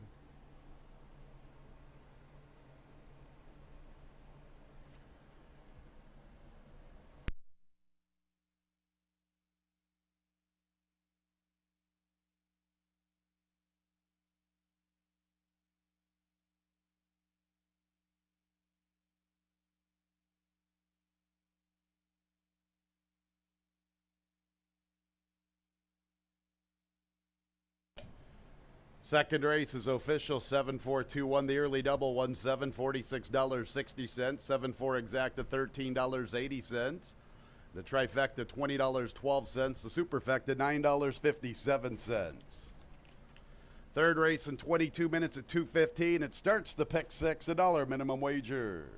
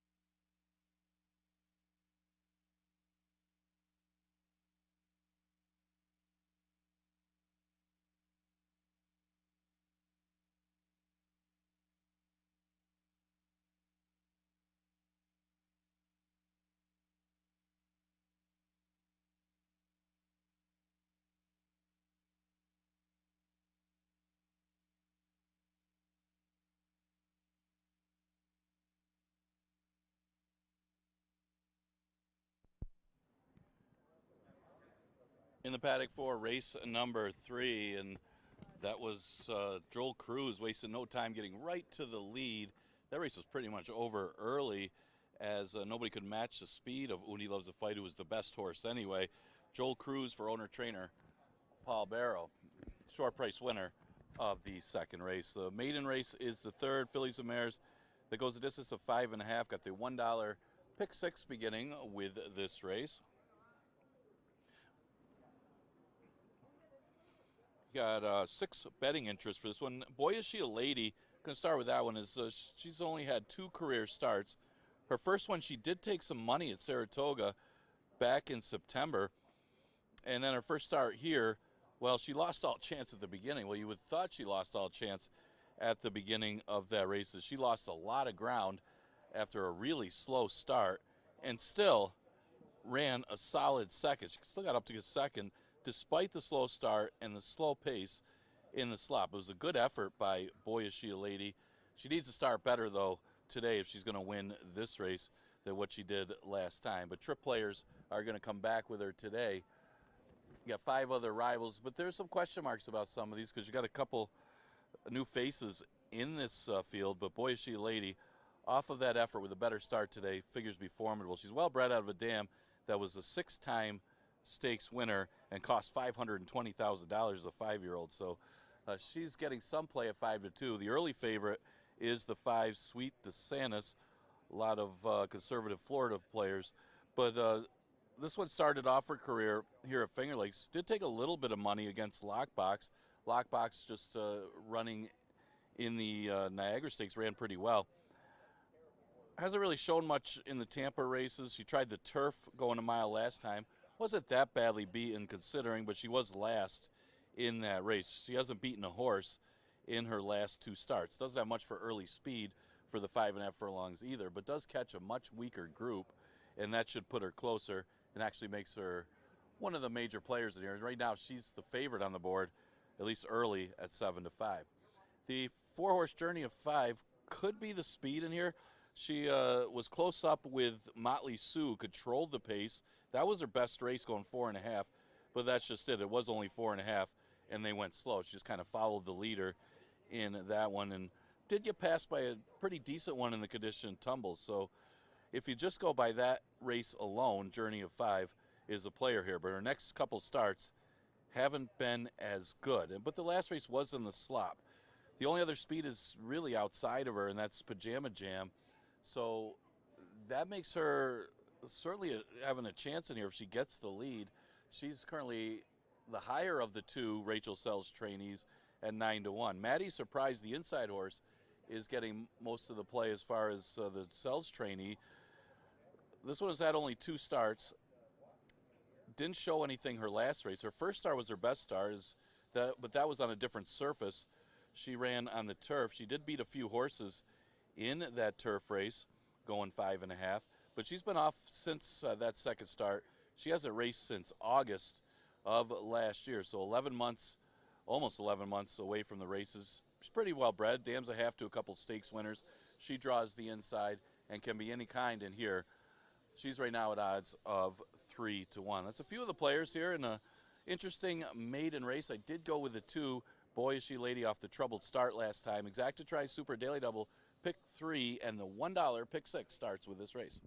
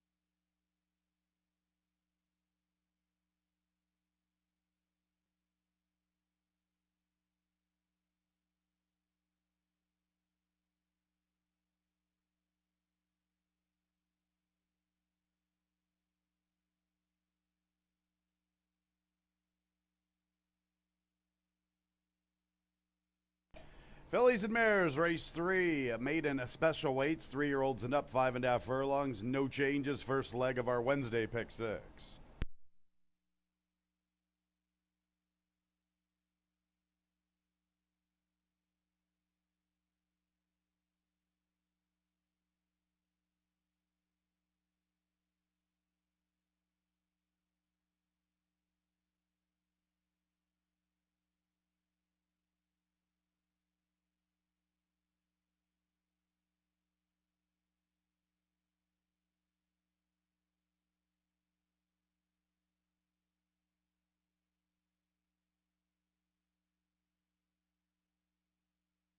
There's the field. Number 1 is Maddie Surprise, Emmanuel Di Diego.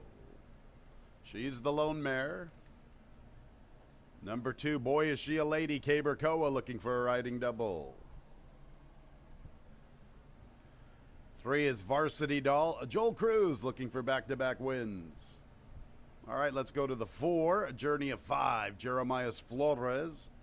This is the other Rachel Sells trainee, stablemate to the 1, Maddie Surprise. 5 is Sweet DeSantis, Jackie Davis. 6 is Pajama Jam, Rafael Rohina Jr. 3, Varsity Doll, the lone debutante, once again, Joel Cruz, looking for back-to-back winners. Our Wednesday pick 6 in a couple of minutes.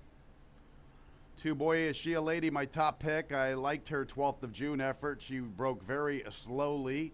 She was far back. She closed into a soft pace. She took a ton of money. The connections thought enough of her as a 2-year-old to debut her at Saratoga, and she received a ton of tote support that day. She was 4-1 in that Saratoga debut run in early September. The word was out, Boy Is She a Lady can run. The word was out for her return trip. I'm not missing her today. I'll take the 2-1. 1 is Maddie Surprise, another one who the connections thought enough to debut her at Saratoga. That was when she was conditioned by Gary Siaka, now under the training tutelage of Rachel Sells. I've talked about it last year and to start this season. I love horses as 2-year-olds that debut at Saratoga. I know Maddie Surprise was a 4-year-old, but what I'm getting at is I like horses that have Saratoga form. Maddie Surprise, the lone mare, she's probably a late bloomer, obviously. She did not debut until the 12th of August as a 4-year-old, and here she is as a 5-year-old, making just her 3rd career start. Sometimes it takes some horses a little bit later to develop, especially with the fillies and mares. Let's give Maddie Surprise a little bit of a look at 3-1. 5 is Sweet DeSantis. She debuted here at Finger Lakes in early November, received some good tote support, hopped and forced out at the start, ran on for an even 5th place finish. And Anthony Ferraro, who winters at Tampa, took her to Tampa. She ran a decent 3rd against maiden special weights around 2 turns. The next 2 efforts weren't the greatest. It should be noted that Caber Koa was her jockey in Florida. Caber is riding the 2. Boy, Is She a Lady. Jackie Davis gets the call here. Sweet DeSantis, my 3rd choice. Then the 4, Journey of 5, who could be forwardly positioned. She's the other Rachel Sells trainee. 2-1-5-4 for me here in the 3rd to start our pick 6.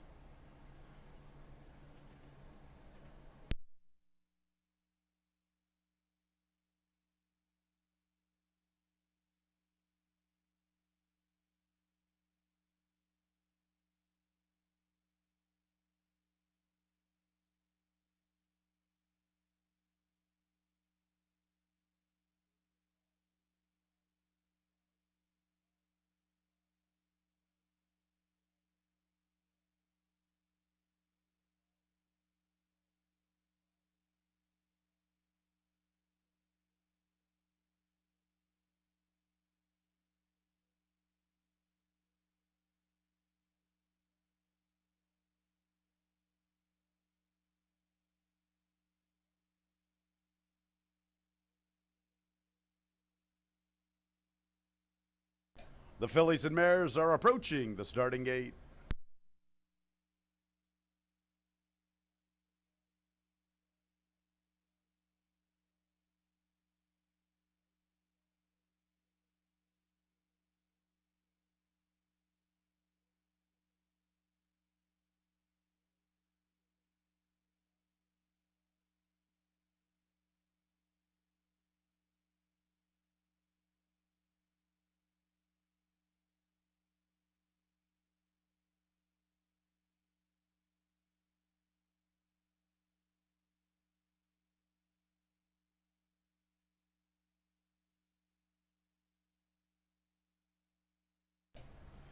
It's post time for the third race. Race 3 will start our Wednesday pick 6. The 2, Boy Is She a Lady, getting a lot of late love down to even money.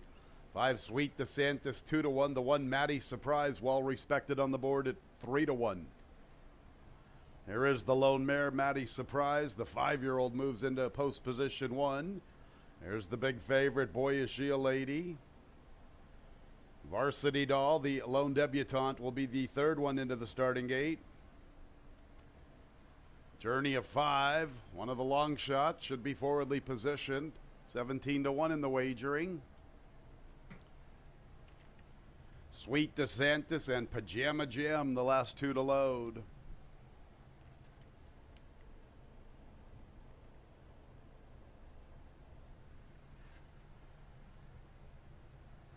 Four to 5, Boy Is She a Lady. 5 to 2, Sweet DeSantis. 3 to 1, Maddie Surprise. There's Sweet DeSantis to post position 5.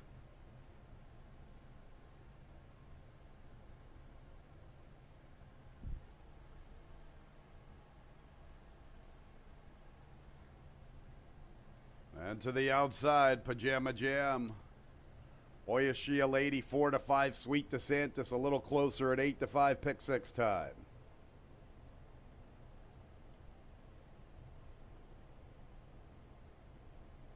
And there they go. Much better start for Boy Is She a Lady. She is at the back, but at least she broke with her rivals. From the outside, Pajama Jam. Also there, Journey of 5, Maddie Surprise. And Varsity Doll for scrimmage. And look at the trip for Boy Is She a Lady. Right behind the 4 leaders and well clear of her main rival, Sweet DeSantis. So Maddie Surprise makes the pace from the rail. Varsity Doll goes with her. Here's Boy Is She a Lady, scooting on through and opening along the inside. Journey of 5 races inside of Pajama Jam. Sweet DeSantis trying to pick up her stride from the back marker. Maddie Surprise, Boy Is She a Lady, making up ground rapidly. And here's Sweet DeSantis with a nice run into 3rd. Boy Is She a Lady, Maddie Surprise, and Sweet DeSantis. Boy Is She a Lady off the turn. Maddie Surprise with nothing in response. And Sweet DeSantis is 3rd along the inside, a long ways back to Pajama Jam and Varsity Doll. Boy Is She a Lady, a riding double for Cabercoa. Maddie Surprise 2nd, Sweet DeSantis 3rd, Pajama Jam for the Super.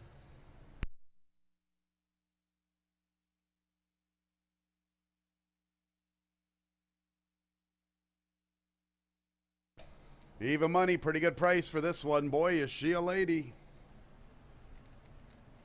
If she's good enough to be 4 to 1 in her debut at Saratoga, we'll take even money here at Finger Lakes every day of the week and twice on Wednesday. 1 minute 105 and 83 100ths. 1 minute 5 and 83 100ths, the final time. Boy Is She a Lady. Romping over the 1, Maddie Surprise. 3rd place 5, Sweet DeSantis. 4th place 6, Pajama Jam.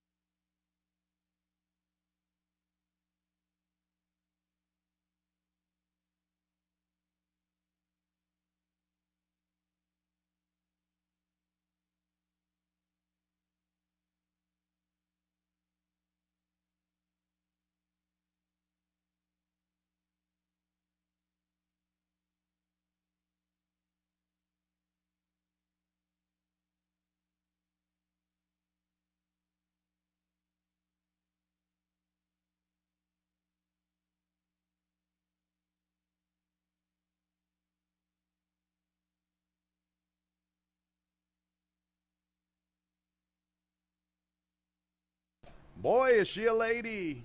Boy Is She a Runner. A 3-year-old bay filly by boys at Toscanova out of the damn Palanca City. Owned and bred in New York by Barry Ostriger, winning trainer Linda Dixon. A riding double for Cabercoa. 2156. That exacta $8, or that double, I should say. The 7-2 double, $8.50. 2-1 exacta, $18.60. 2-1-5 trifecta, $7.35. 10-cent super 2-1-5-6, $4. Fourth race will start the pick 5 post time in about 23 minutes at 2:45. In the fourth race, number 4, Uncle Vic, make the jockey Carlos Barbosa. The weight's good at 115. Carlos Barbosa, new jockey for Uncle Vic in the fourth.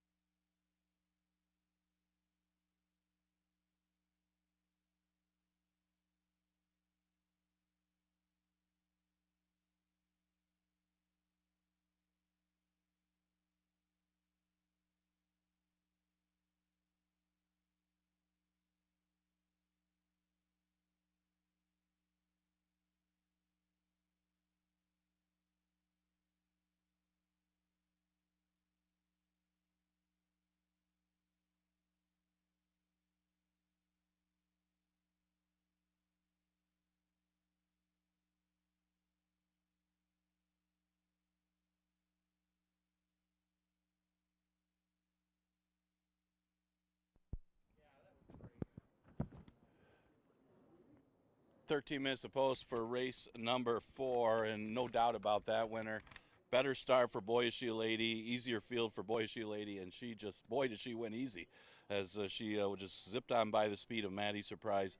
Keeber Cole had the big day yesterday with a couple wins, gets another one. The easiest kind of win for Linda Dixon. They found that one late, she went off at odds of even money, favored in the race. Fourth race of 5,000, won like it too.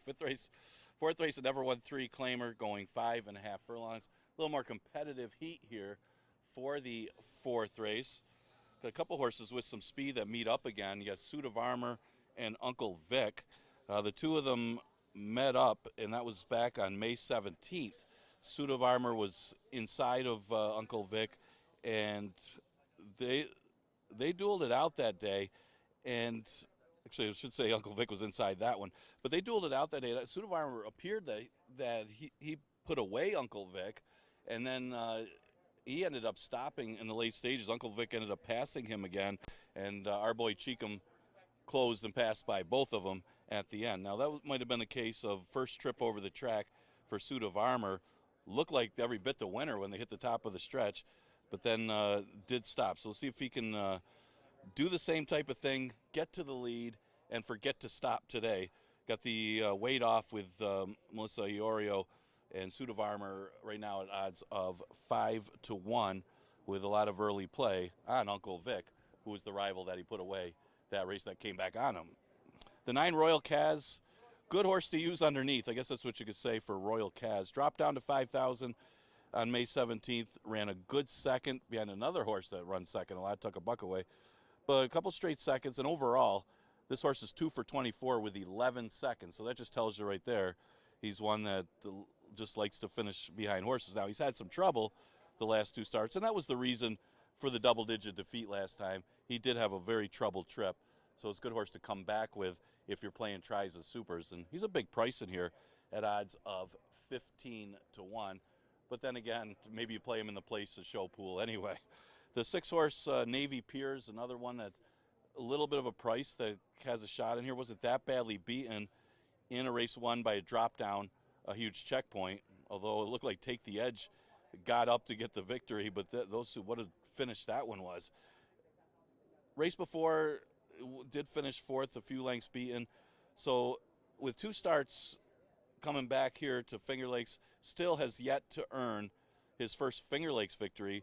With a couple of his victories, one of them was on the turf for Navy Pier, but he should be competitive in here, and it's another price that maybe you could consider using underneath, and with the right kind of trip, could be first or second in here. I did use him 3rd.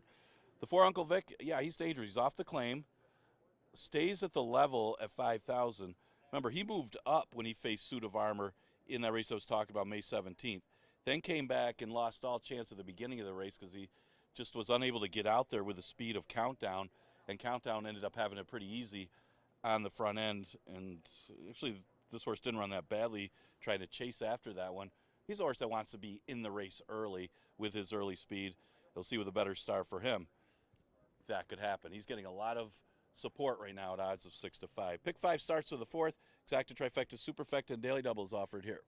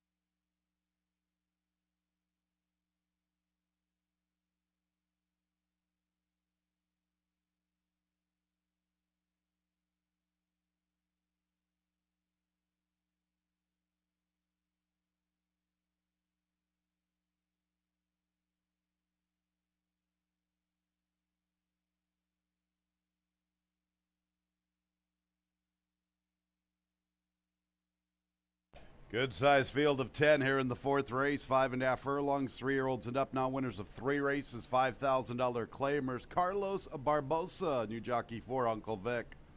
First leg of our Wednesday pick 5, post time in about 4 minutes.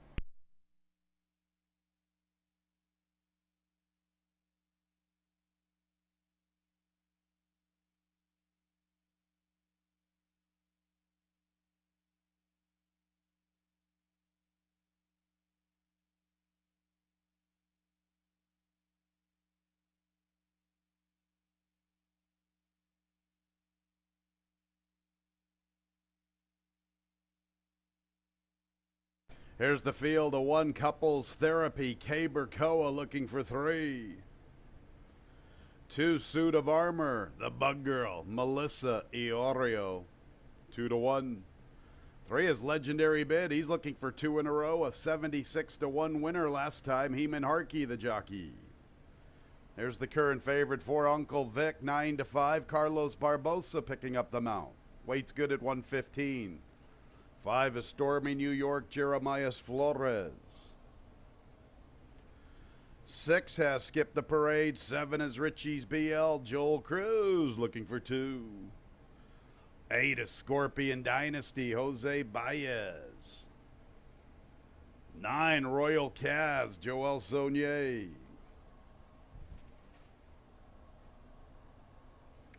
10 is Oliver with a Twist, Michael Davila Jr., stablemate to the 8 Scorpion Dynasty. 8 and 10 conditioned by Dylan Clark. Skipping the Parade, 6 Navy Pier and Jackie Davis. Pick 5 in a couple of minutes.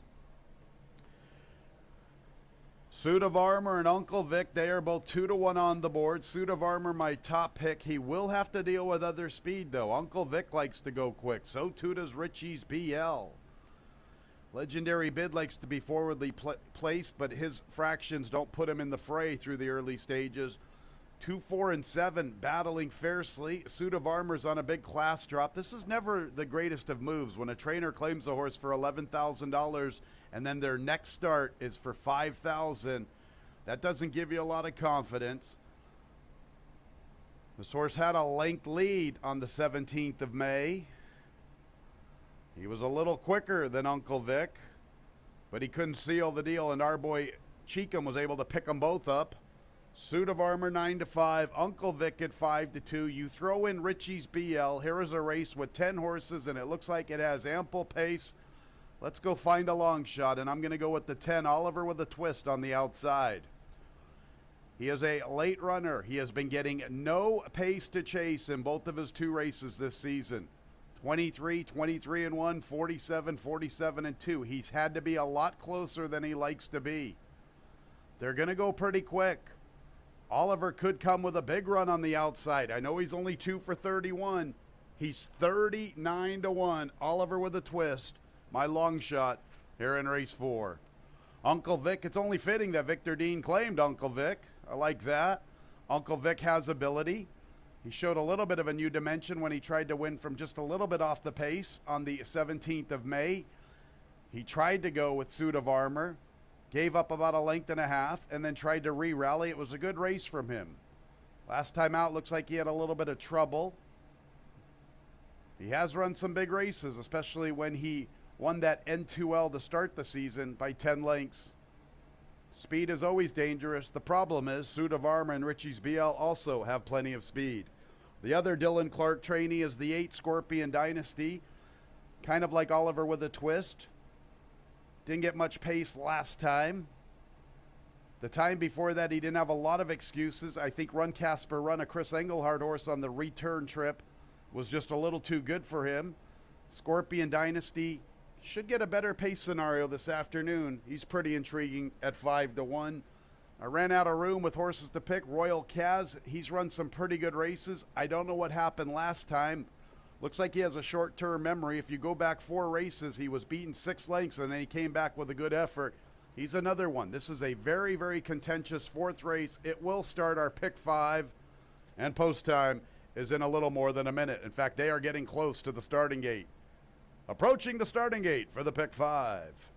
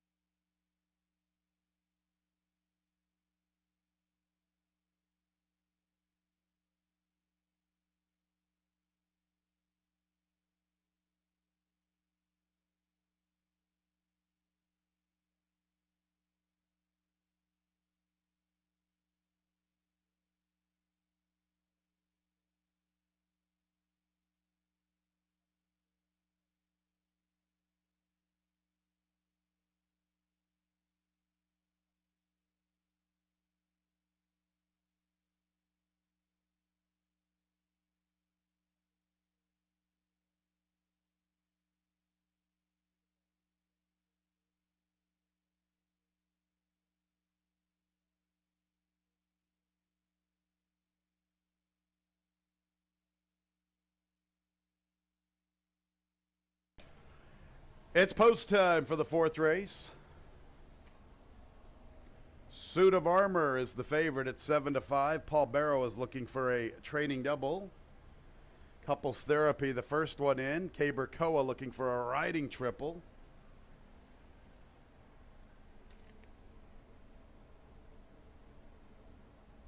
There's Uncle Vic. Carlos Barbosa out of the saddle for the loading process. Suit of Armor is 7-5. Uncle Vic is 3-1. Navy Pier and Scorpion Dynasty are both 5-1 in the wagering. Loading Richie's BL. Joel Cruz out of the saddle. Richie's in. Cruzy's ready to remount. There's Stormy New York. Navy Pier.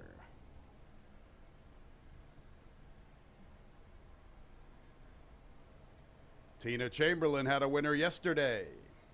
Navy Pair well respected on the board at 6-1. Scorpion Dynasty, one of two for Dylan Clark. Oliver with a twist, his stablemate Royal Caz between the Clark trainees once situated in the gate. Here's Scorpion Dynasty and a couple to load. Royal Caz and Oliver with a twist. Suit of Armor, the big favorite at 6-5.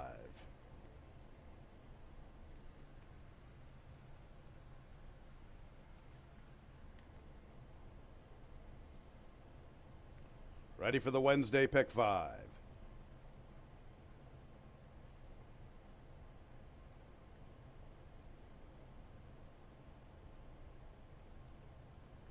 And there they go. Showing pace. Legendary bid. Uncle Vic is there. Also Scorpion Dynasty. Suit of Armor is amongst the pace from the inside. And with a Couples Therapy and Royal Caz, Oliver with a twist is 6 lengths off the lead.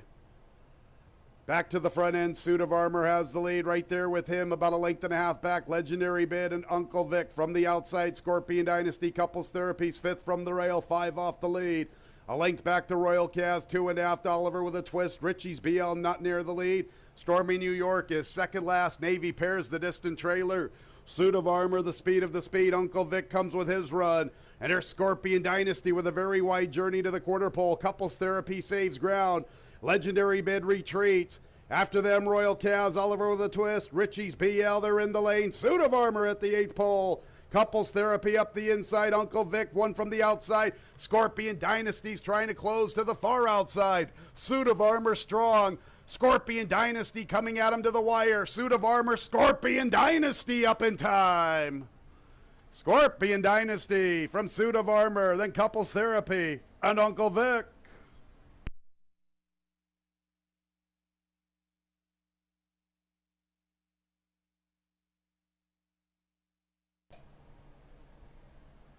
Scorpion Dynasty got a little more pace this afternoon. Look how wide he is off the turn. It's a big run from Scorpion Dynasty. 1 minute 6 and 18 100ths.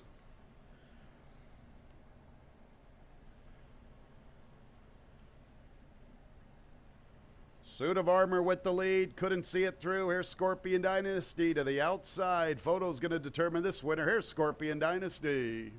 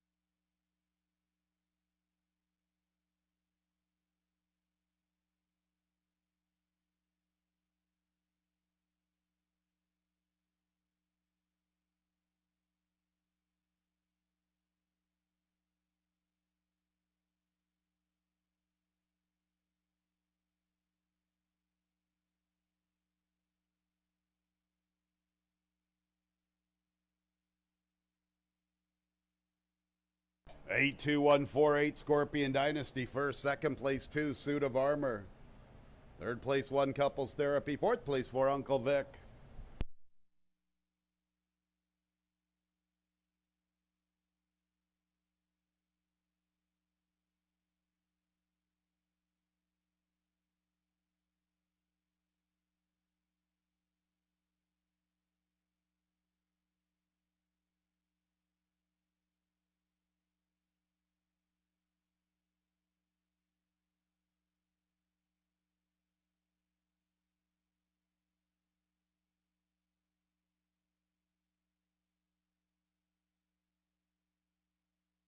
Scorpion Dynasty.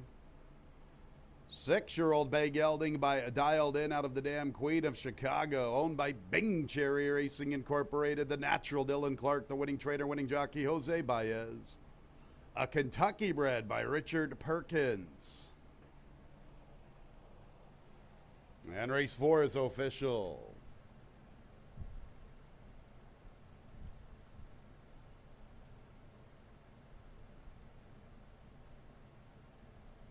Two 8 double, $38. 8-2 exacta, $49.60. 8-2-1 trifecta, $93.75. 8-2-1 4 10-cent super, $41.20. 7-2-8 pick 3, $21.62. Early pick 4, 1-7-2-8, $331.75. The 5th race is clear of change. It starts our late pick 4, and post time is in 23 minutes. Post time at 3:16. Horsemen, get those nominations in for the New York Derby. New York Derby to be run on Monday, July 17th. The New York Derby, $150,000 added. 3-year-olds, New York breds, 1 mile and 1/16. Nominations closed today. Horsemen, get those nominations in for the New York Derby.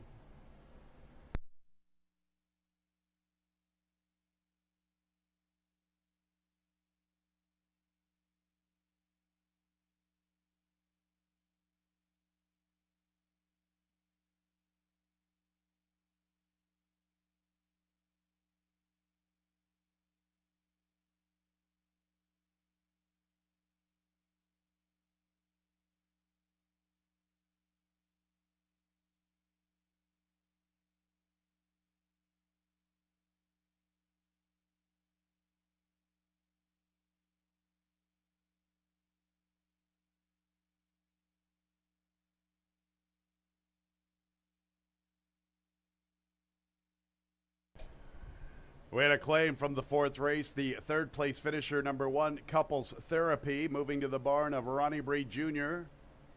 New owner, Jennifer Bartlett. 1 Couples Therapy, claimed by Jennifer Bartlett. New trainer, Ronnie Breed Jr.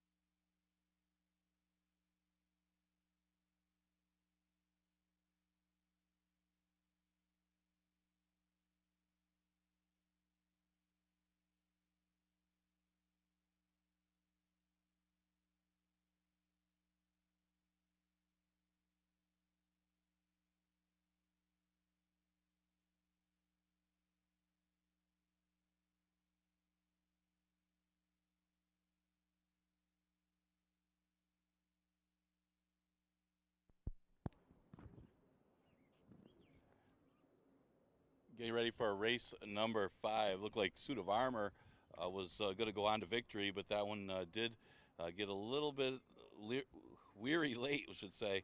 And Scorpion Dynasty, with a good effort. Horse has been knocking at the door, even though it was a little tougher field today. Ran a big race coming down the middle of the track under Jose Baez for Dylan and Matt Clark. That one starts the pick 5. 5th race of 5,000 maiden claimer that goes a distance of 6 furlongs.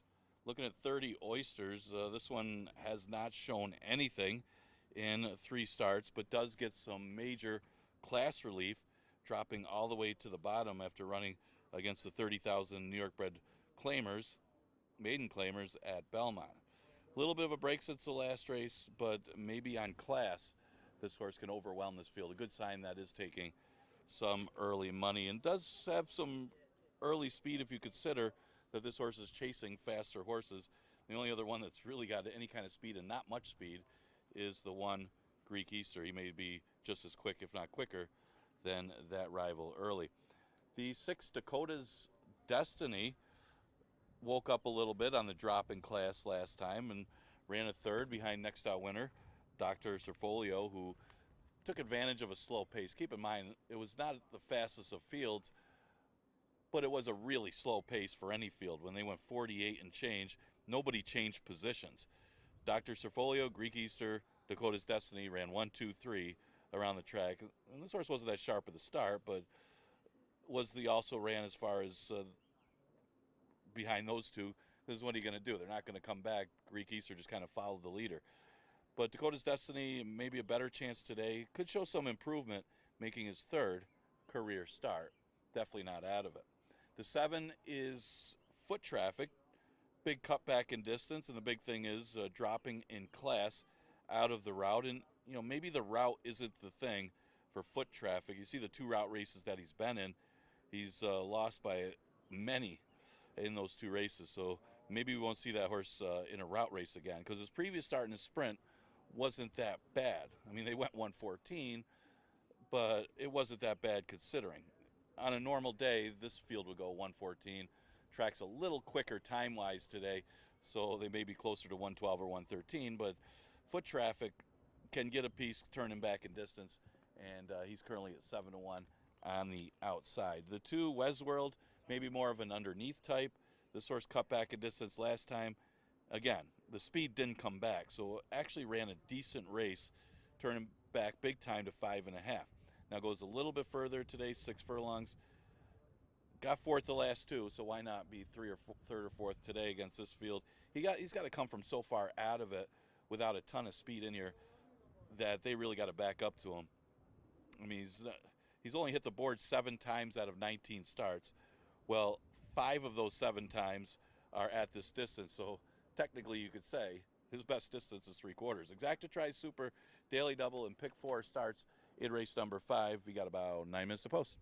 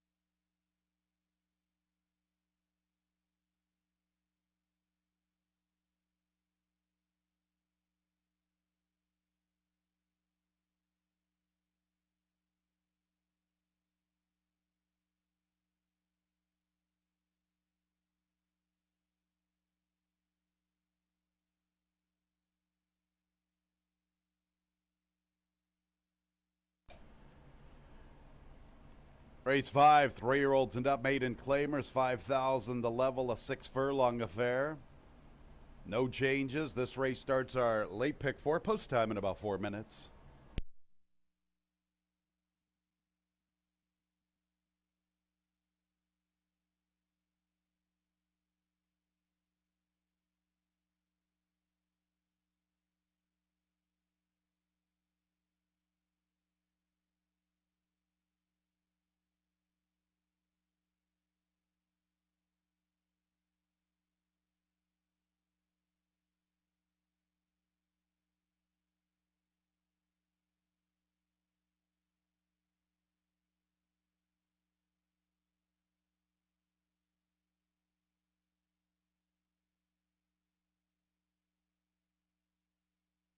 Here's the field 1, Greek Easter, Melissa Iorio. 2 is Westworld, Kevin Navarro.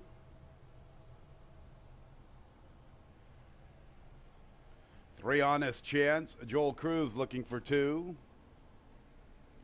Skip ahead to the 5, Watermelon Crush, Heeman Harkey. 4, 6, and 7, I'll skip the parade. 4 is 30 Oysters, John Davila Jr. Current favorite at 2-1. 6 is Dakota's Destiny, Jackie Davis. And the 7 is Foot Traffic, Jeremias Flores. Our 5th race, a field of 7 in a couple of minutes. Wide open board, 430 Oysters. I thought this horse might be significantly lower with the odds. Not the case. Drifting up now to 2-1. This is a Cedar Meadow trainee for Chris Englehart. Cedar Meadow owning and bred this one. Interestingly enough, Jackie Davis rode this horse in all 3 starts at Naira, once at Aqueduct, and a couple recently at Belmont. Jackie's on the 6 Dakota's Destiny. And we all know John is the regular rider for Chris Englehart, but we do see Jackie riding a lot for Cedar Meadow, so I'm not really sure what to make of this. Did Jackie opt for the 6? Or did Cedar Meadow say, hey, we're going to go with John here, dropping for 5 at Finger Lakes? 30 Oysters, 2-1. Always have a tough time trying to figure out what to do with these Naira invaders that haven't shown much. I guess he was forwardly placed on the 14th of May. But he has backpedaled significantly in all 3 career starts. That's why he's here at Finger Lakes for $5,000. I really don't know what to make of this one. He might whistle or he might be up the track. You just never know. I have a tough time gauging the ability of these Naira invaders that get beat by double digits repeatedly. I guess he did get a lot of tote support in his debut run. That's encouraging. Not sure what to do with him. The 1 Greek Easter, very surprised he was 10-1 on our morning line, considering in his 2 starts this season, he was 5-2 and about 8-5. Gets the bug girl, Melissa Iorio. I've liked what I've seen from Melissa. She's been very patient. Sometimes younger jockeys have that tendency to want to really hustle. Melissa seems that she is very patient when riding. Greek Easter with speed along the inside. Getting in light at $1.17. I think the 1's worth a look. 3-1. 6 Dakota's Destiny. Jackie Davis ends up on this one. Recently 3rd, a couple of lengths behind Greek Easter on the 21st of June. In fact, Greek Easter, Westworld, Dakota's Destiny, Watermelon Crush, they all come out of the same affair. Sometimes that's not the greatest thing when you've got a field of 7 and 4 exiting that same race. That's why I've landed on the 430 Oysters. 7 Foot Traffic on a class drop. Showed some speed 2 back, but the interior fractions were soft. At least he gets an outside post, and he's dropping all the way to 5 for the first time. Foot Traffic on the outside. I thought the 5th was difficult, fans. 4-1-6-7. Field of 7 approaching the starting gate.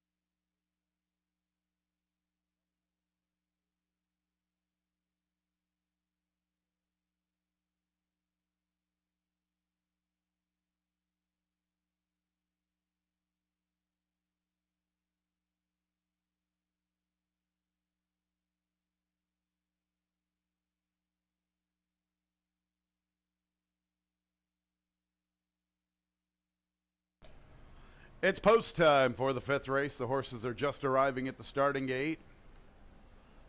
Number 4, 30 Oysters, now the clear-cut favorite as expected, down to even money. The 1 Greek Easter, 3-1. The 6 Dakota's Destiny, 4-1 in the wagering. Then the 7 Foot Traffic, 8-1 on the board. Field of 7 arriving at the gate.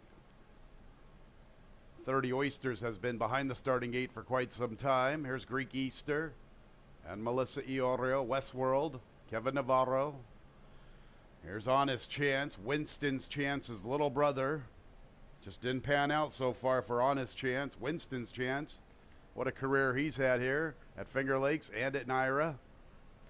Making almost $500,000. Honest Chance in for 5. Here's 30 Oysters, Watermelon Crush.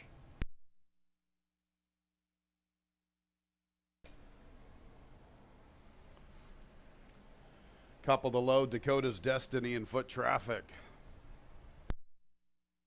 4-5, 30 Oysters.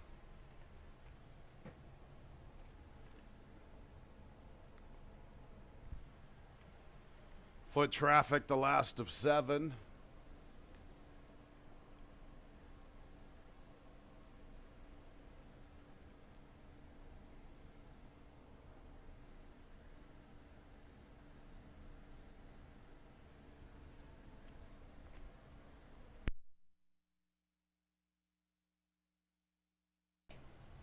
Lay pick 4 time.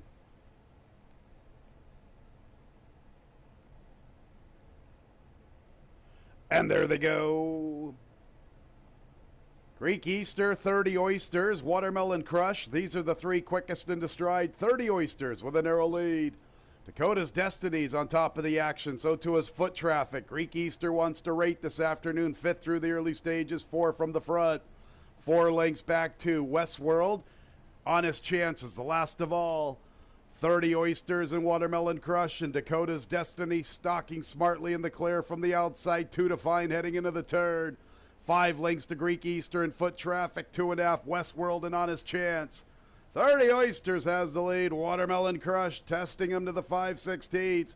Dakota's Destiny comes under pressure from 3rd, losing a little bit of ground. Honest Chance is trying to make up some ground. He's just behind Foot Traffic, then Greek Easter and Westworld. 30 Oysters, Watermelon Crush. 30 Oysters with a narrow lead. Watermelon Crush running a good one to the outside.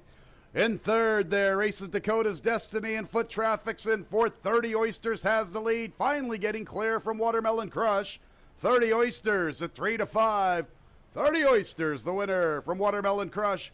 Foot Traffic and Greek Easter is going to check in 4th.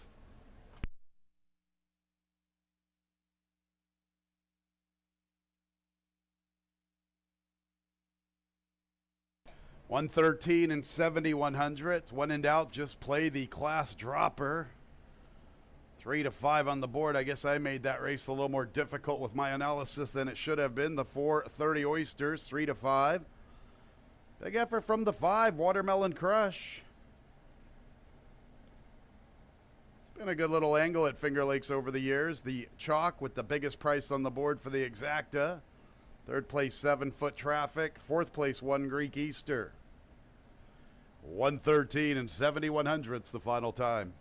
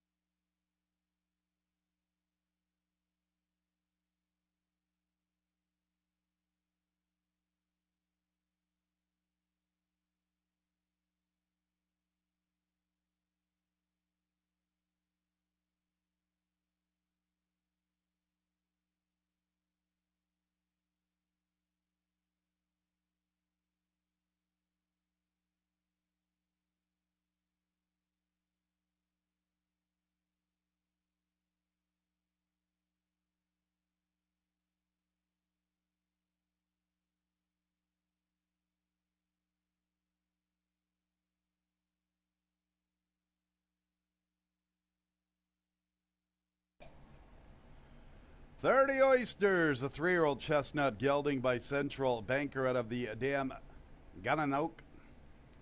Owned and bred in New York by Cedar Meadow.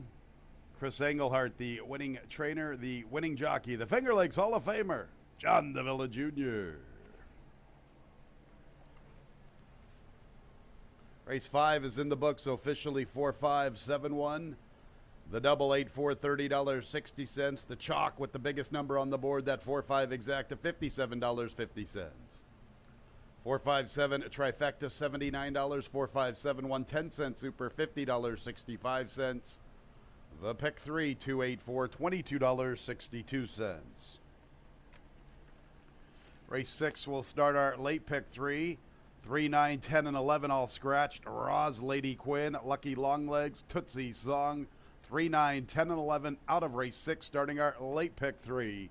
This Monday, a $2,500 Handicappers Challenge, free for all Lucky North Club members. $115 first post, $1,000 to the winner.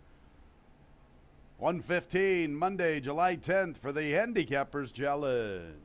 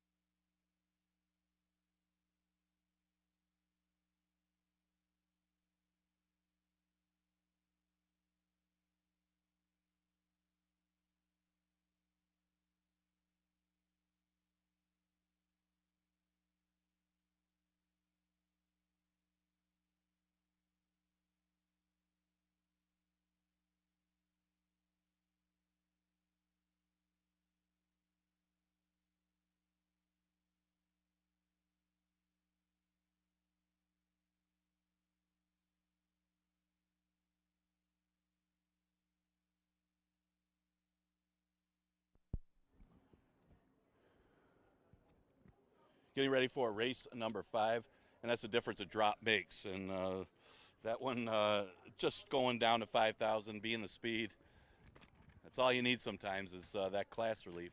That one gets a victory. 6th race, we'll start the late pick 3, 5,000 claimer, never won 3 condition, going a distance of 5.5 furlongs. We scratch the 3, Roz, the 9, Lady Quinn, 10, Lady Longlegs, and the 11, Tootsie Song.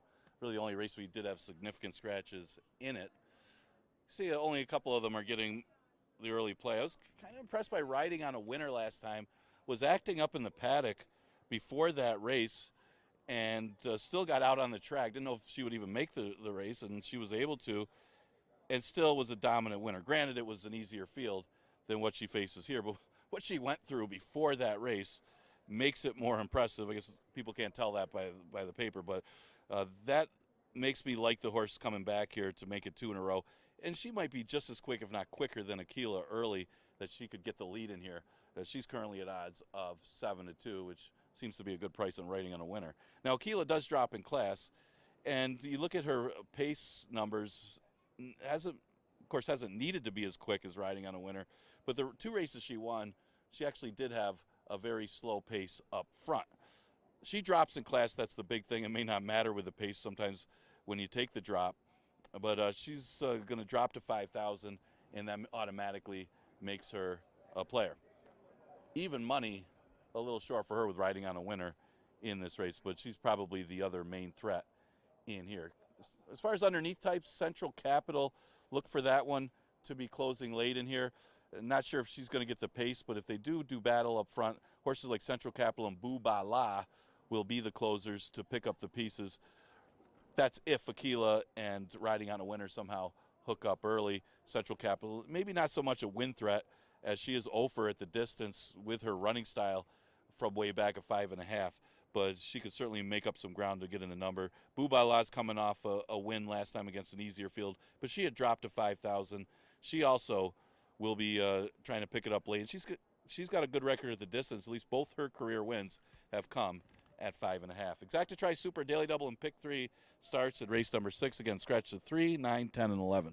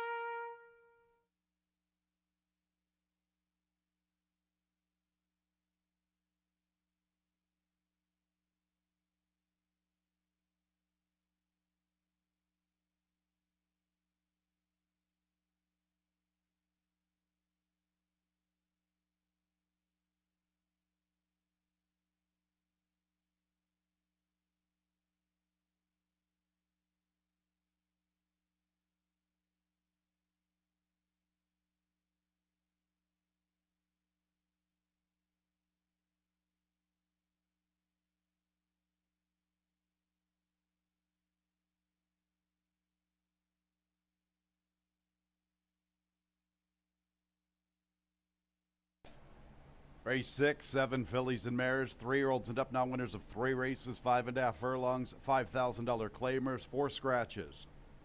3, 9, 10, and 11. 3, 9, 10, and 11 all out of race 6, starting our late pick 3 post time in about 4 minutes.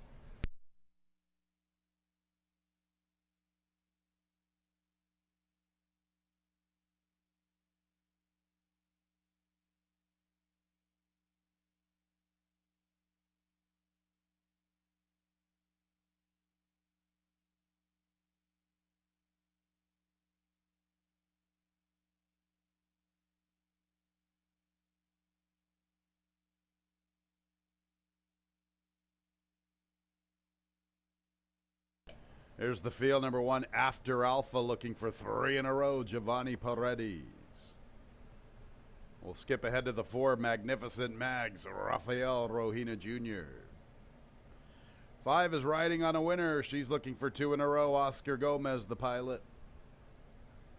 6, Miss Circular Gal, looking for 2 out of 3, Carlos Barboza's in the irons. 7 is Bubala, looking for 2 in a row, Emmanuel Di Diego. 8 is Central Capital with Jackie Davis. Skipping the parade, the 2, Akella, the Eva Money favorite, John Davila Jr. and Chris Engelhart looking for back-to-back winners. Post time in a couple of minutes.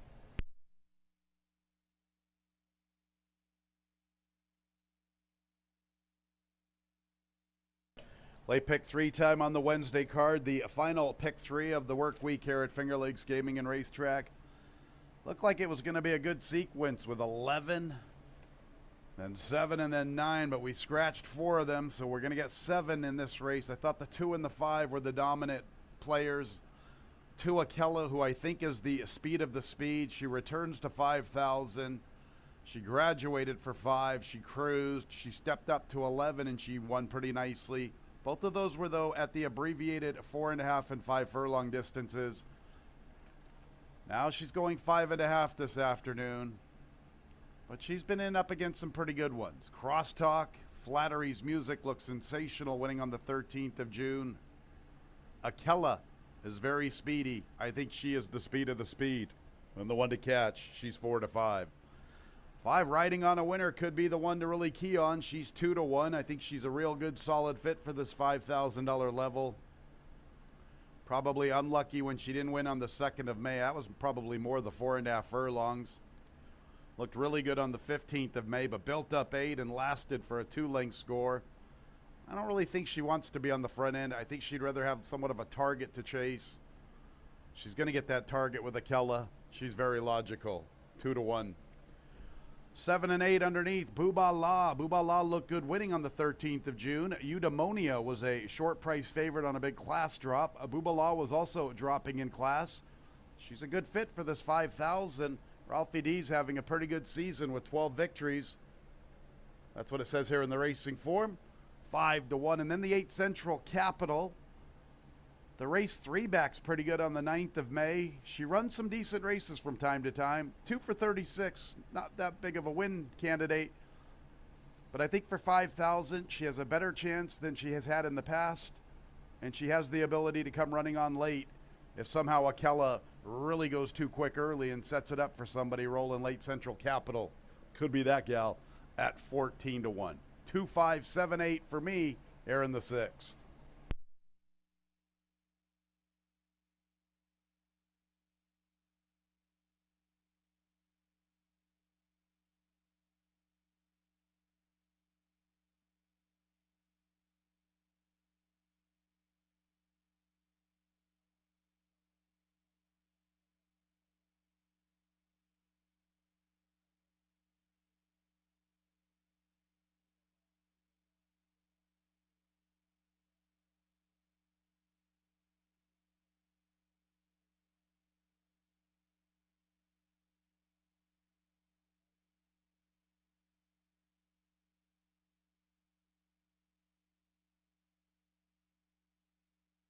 One minute, post time in a minute.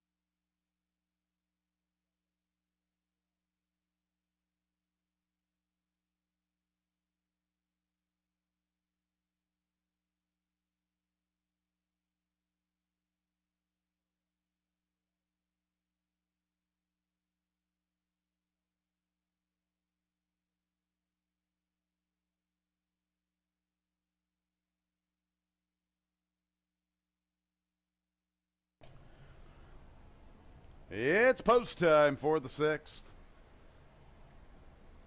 Akella 7-5, riding on a winner 8-5.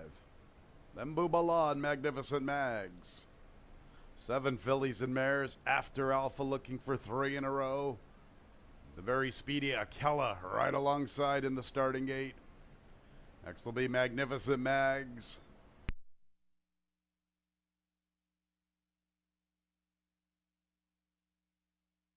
Riding on a winner. Miss Circular Gal. Then Boobala and Central Capital.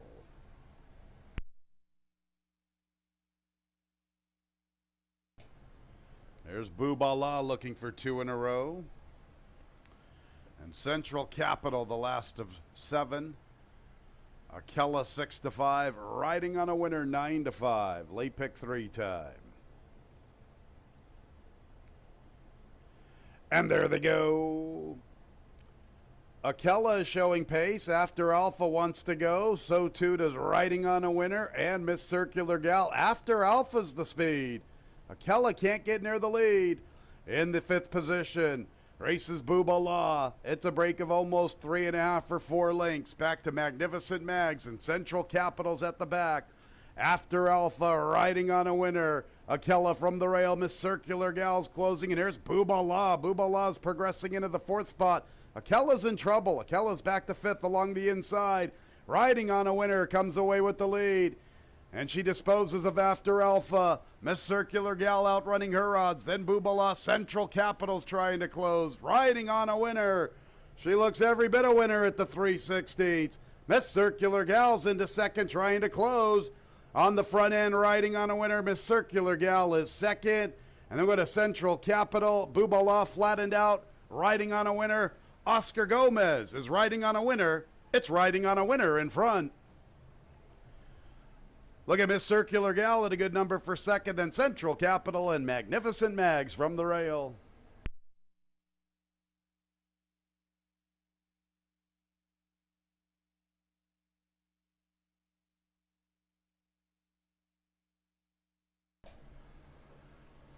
Riding on a winner, too good for this group. 1 minute 6 and 42 100ths. How about the 6, Miss Circular Gal at a good price? There it is, the favorite over the biggest price on the board once again. Photo for the show dough. Hold all tickets.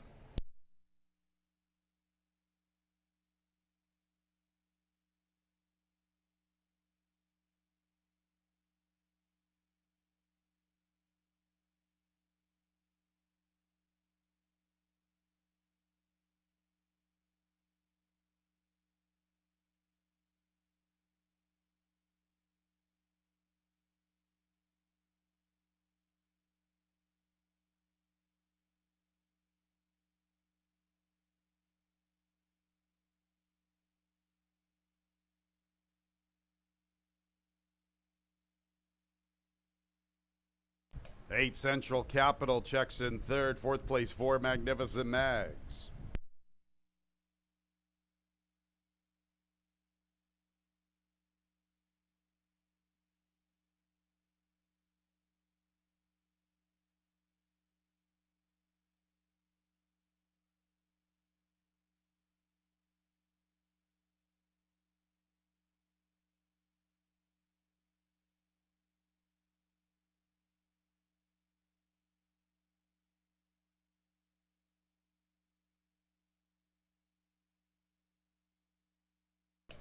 Two in a row, riding on a winner.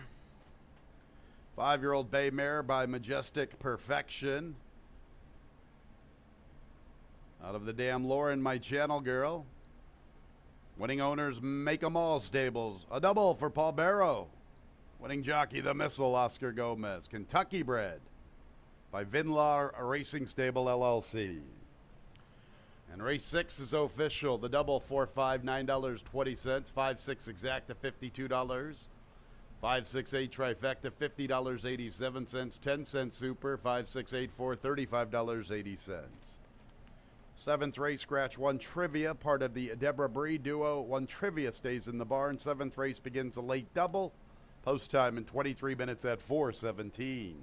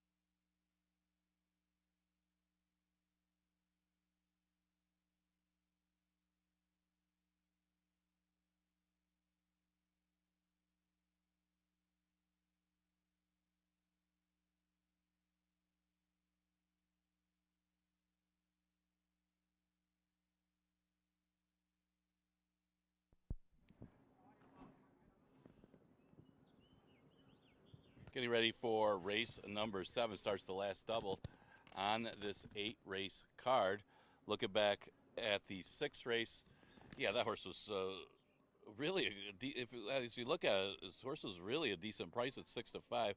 Really surprised they were playing the Chris Engelhardt train. He was riding on a winner, a little quicker, a little better, especially when you know what happened to her last time when she flipped in the paddock. She was much better behaved today, got to the gate, and was able to break well and cruise to victory under Oscar Gomez, who just keeps visiting the winner's circle over and over again. Time for Paul Barrow. 7th race, an 8,000 starter optional claiming race.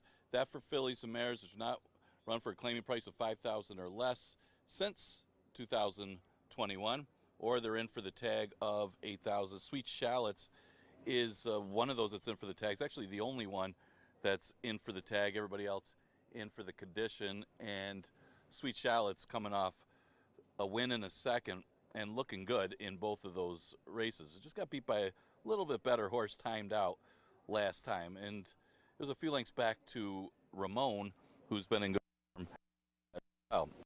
But Sweet Shallots, after running against allowance horses, got a little bit of class relief in those 11s. This looks like a reasonable spot for Sweet Shallots. She's got the tactical speed to be out there and looks awfully tough on the numbers. She's currently the second choice on the board at odds of 2-1. The 3-horse, we don't believe her, may have to improve off of her last race, but it was off a little bit of a layoff, and it was her first race over the track. So not sure why she didn't run as well. She was out there with Trivia. Don't really have any good excuse for her, but her previous races are good enough to beat these that maybe you could forgive the last effort, and certainly a playable second time over the track, especially if he runs to her prior numbers at Parks and Penn National. Good sign for her that she's getting play at 9-5. And the 6 Ramon is another one that you got to kind of consider in here, as she looked like she could have won that race against Trivia last time. I thought she ran a good race. She just got blocked on the inside and just didn't tip out when she needed to tip out to catch Trivia, and ended up kind of losing a little bit momentum in there and then hanging around to just finish third as Trivia went on with it on the front end. But Ramon now going a little further, 6 furlongs. That's not a bad distance for Ramon. She's been in great form since that breakout race she had by over 10 lengths in a 5,000 claimer on May 24th. She just needs a little racing luck. Going back to Jackie Davis, maybe she'll get it today. And she is a little bit of a price at odds of 4-1. So late double starts for the 7th, Exactitry and Super offered. Scratch part of entry Trivia at race number 7.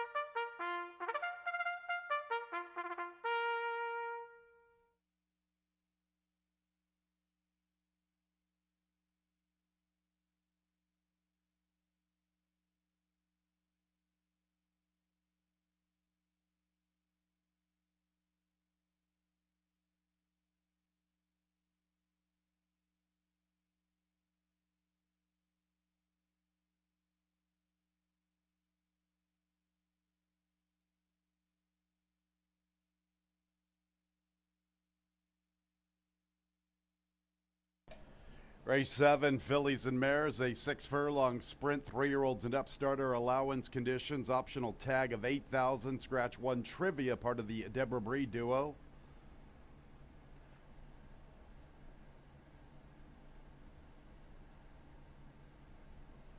A field of 8 with 7 wagering interests. This race will start our late daily double post time in about 4 minutes.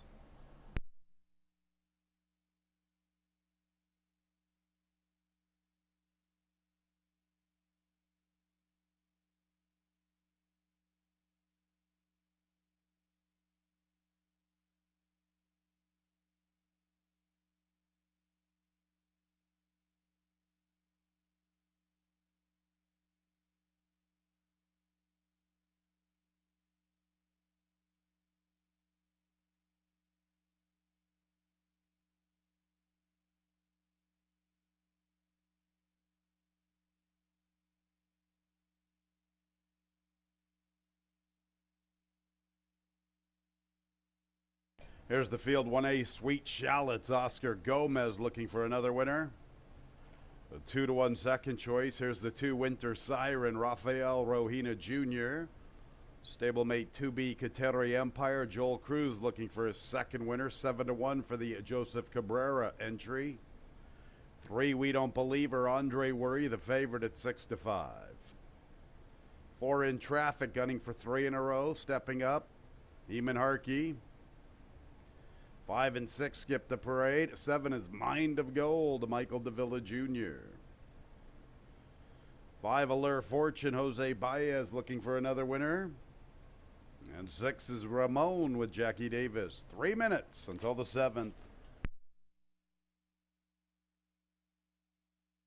We Don't Believe Her, she's 7-5. Sweet Shallots 2-1. Logical players, logical contenders, the 2 to beat.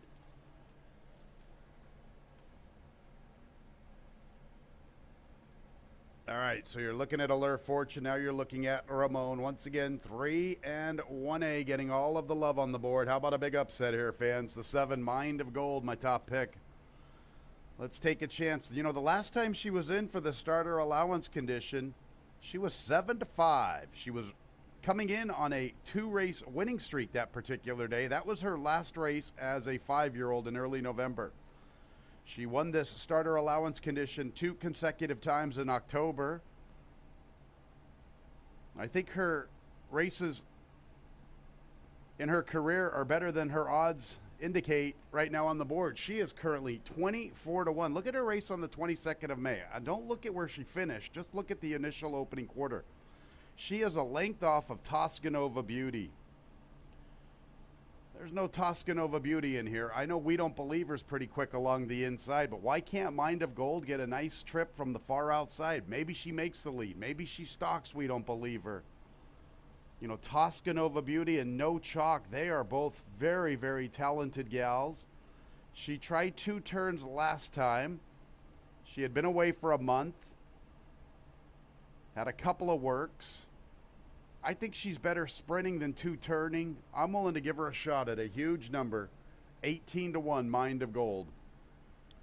1A, Sweet Shallots makes a lot of sense, looking for her 15th career victory. Her last 2 races have been good. Every once in a while, she throws in an unexpected clunker. Look at her race back on the 19th of October. Look at her race on the 22nd of May. Other than those 2 races, she's pretty consistent, but from time to time, she is capable of just not showing any interest. She's 9-5. Obviously, her best race makes her very contentious. Likewise for the 3, We Don't Believe Her. She's made a ton of money. She likes to win races. She has speed. She's on the inside. Jeffrey and Andre, enough said. She's a logical player, 6-5. And then my other gal, 2B, Kateri Empire. Always like Kateri Empire. I've seen her run some big races in the past, and you're getting a decent price at 13-1. Mind of Gold trying to spring the upset, trying to spring a good late double, fans. How about Easy Toll in the nightcap? A 7-9 late double. That'll pay for some things, that's for sure. 7th race in about a couple of minutes.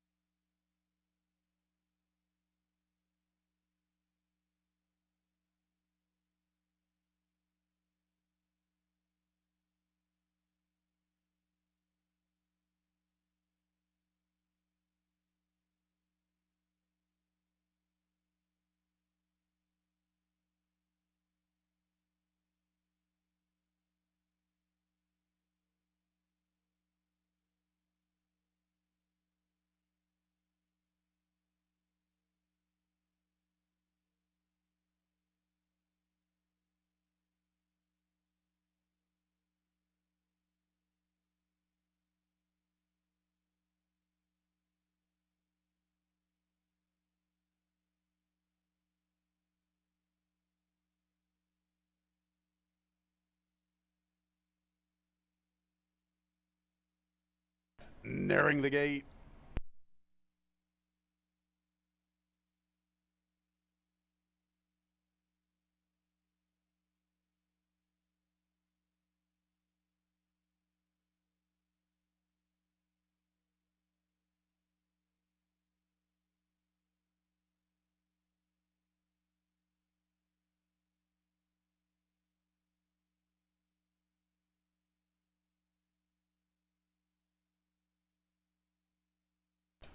It's post time for the 7th race, starting our late daily double. Number 3, We Don't Believe Her at even money. The 1A Sweet Shallots at 5-2. 6, Ramon, well respected, 4-1 on the odds.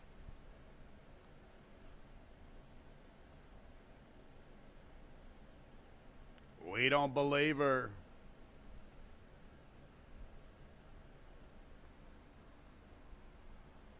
Winter Siren.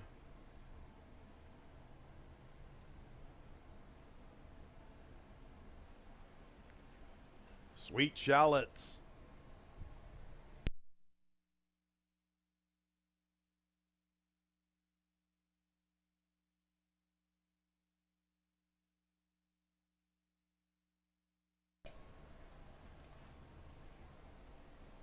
In traffic, Allure Fortune. Ramon. Kateri Empire. And Mind of Gold.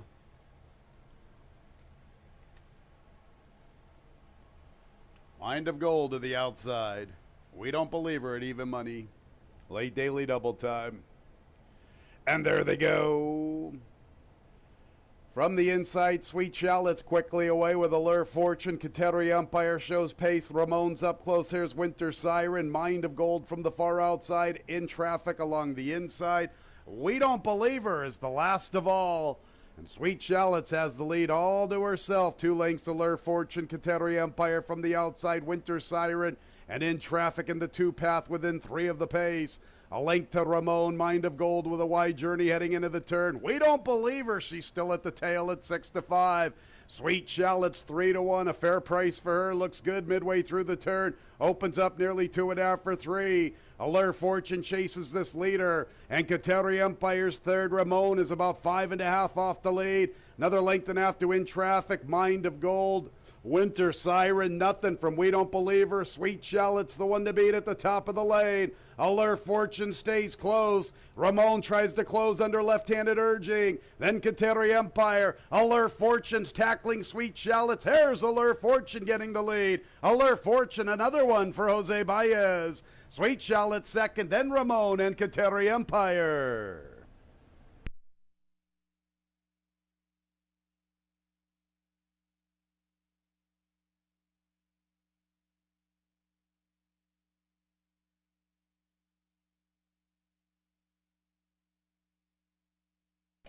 $111 and 97 100ths. Sweet Shallots had the lead all to herself throughout. Allure Fortune kept on coming. Jose Baez with another winner this afternoon. Here's Allure Fortune at a nice 8-1. Second place 1A Sweet Shallots. Third place 6 Ramon. Fourth place 2B Kateri Empire at 26-1. 111 and 97 100ths the final time.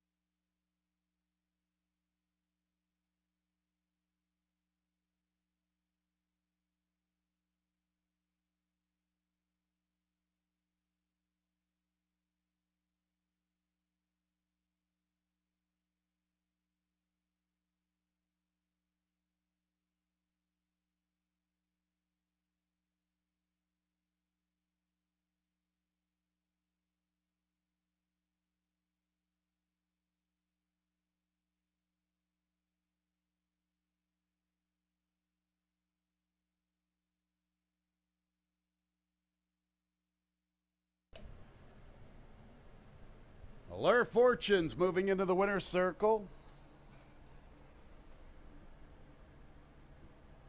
2 out of 3, both at the starter allowance condition. Her 7th career victory. Nice racehorse here. 6-year-old bay mare by Bayern out of the Damn I Dazzle, owned by Ashley Lilly. Winning trainer, Dana Zoll. A double for Jose Baez. New York bred by SF Bloodstock LLC. 5-5 double, $52.50. 5-1 exacta, $80. 5-1-6 trifecta, $75.12. 10-cent super. 5-1-6-2, $106.05. One more race to go, the nightcap. Heeman Harkey, new jockey for Wine Trail. The weight's 124. Waive the 7-pound apprentice allowance. Heeman Harkey, new jockey for Wine Trail. The weight's 124. The nightcap in about 22 minutes at 4:47.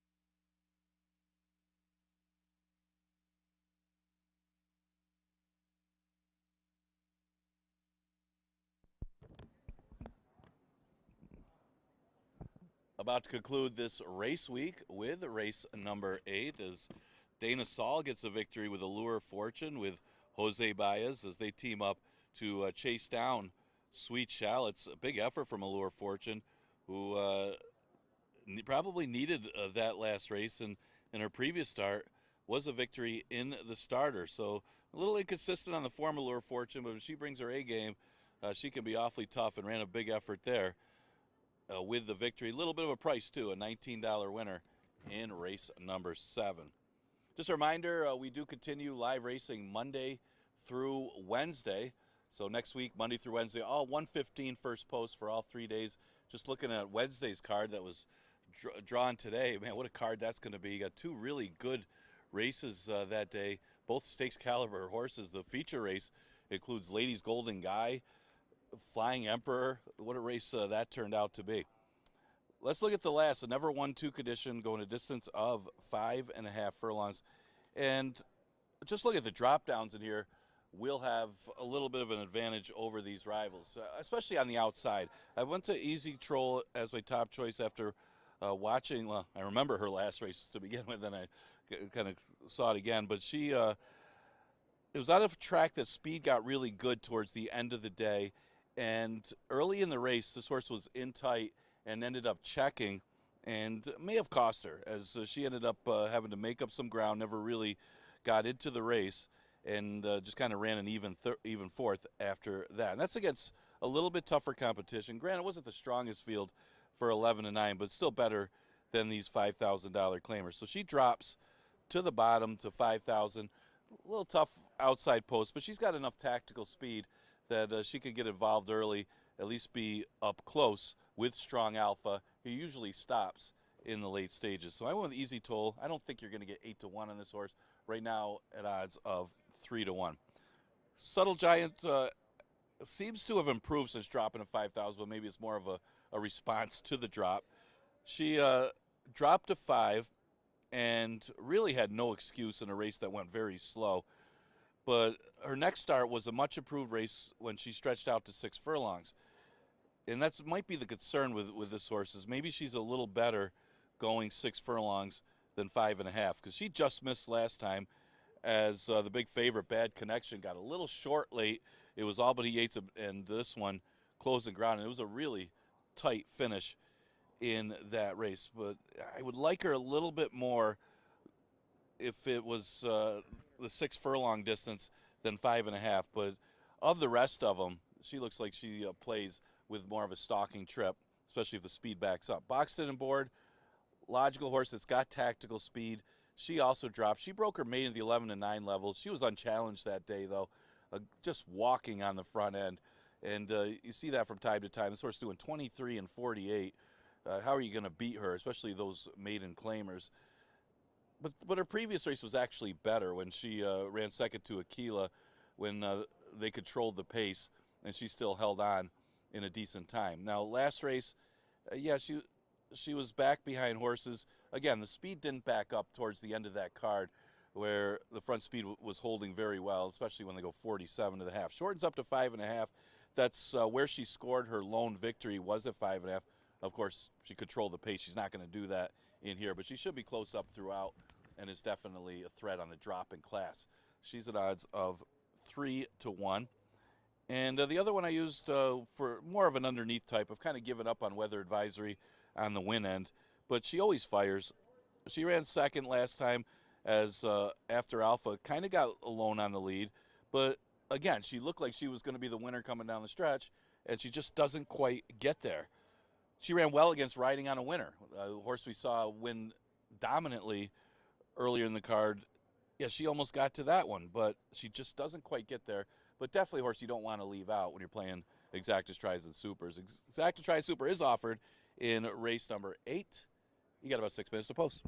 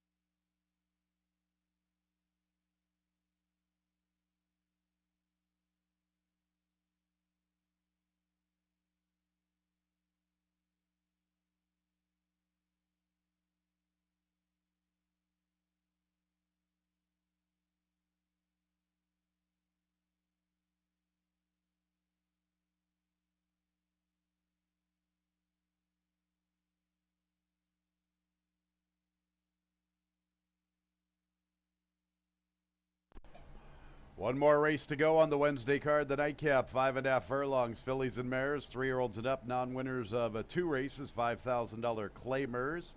Heeman Harkey, new jockey 4, Wine Trail. Waive the 7-pound apprentice allowance. The weight's 124. Field of 9 in the nightcap. Post time in 4 minutes.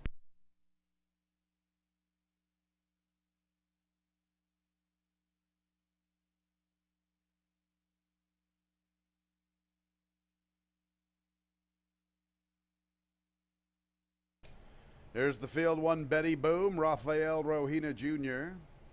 2 is Strong Alpha, Andre Worry. Chris Engelhart looking for a training double.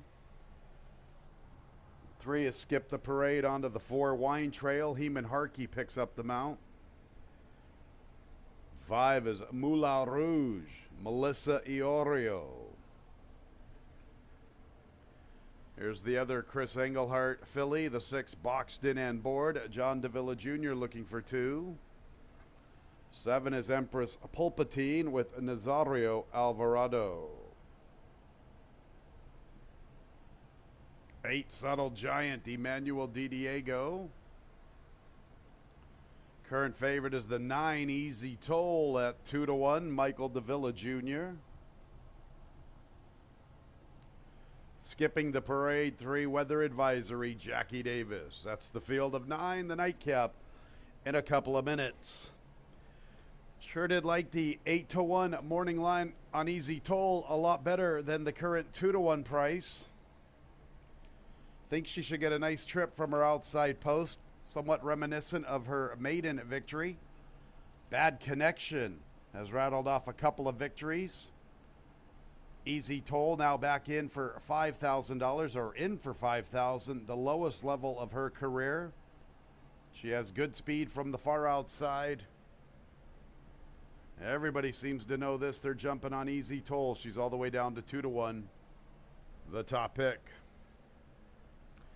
6, Boxed In and Board, also dropping to 5. She has tried a 5,000 when a maiden to start off her 4-year-old campaign. A second place finish to Akella. Akella didn't run too well today. We're not going to hold that against Boxed In and Board. Good victory thereafter. Grandma T was able to come out of that affair and eventually break her maiden a race or 2 later. Pretty Miss Keen's, Sweet Sugar Baby. They would be awfully difficult to handle in this spot. Maybe Boxed In and Board makes a little sense at 3-1. 3, Weather Advisory, hoping for some pace. Looks like there is. Strong Alpha's very quick from the inside. Moulin Rouge likes to be forwardly placed. Boxed In and Board was amongst the leaders when she graduated. Empress Pulpatine will ensure a good tempo. Then you throw Easy Toll into the fray, so Weather Advisory is getting pace to chase this afternoon. She has been trying to close into soft half-mile splits. Seems like the flow will be a lot more to her advantage this afternoon. She's just had a lot of chances. I'm kind of giving up on her, but maybe I shouldn't, because those 47 and change paces aren't easy to close into. Today the pace should be a lot quicker. 5, Moulin Rouge, 4th start off the shelf. Her effort 2-back makes her somewhat interesting. I don't think she's as quick as maybe Strong Alpha or Empress Pulpatine, but maybe she gets a nice stalking trip. And as we mentioned earlier on the program, Melissa Iorio seems to be a very patient bug girl. Maybe Moulin Rouge can settle nicely for her getting the weight break. Subtle Giant, I didn't know what to do with her. It's a lot of races in a short span, but she's in good form, and she's getting pace to chase. Pretty contentious nightcap. Easy Toll on the class drop. My top pick from the far outside.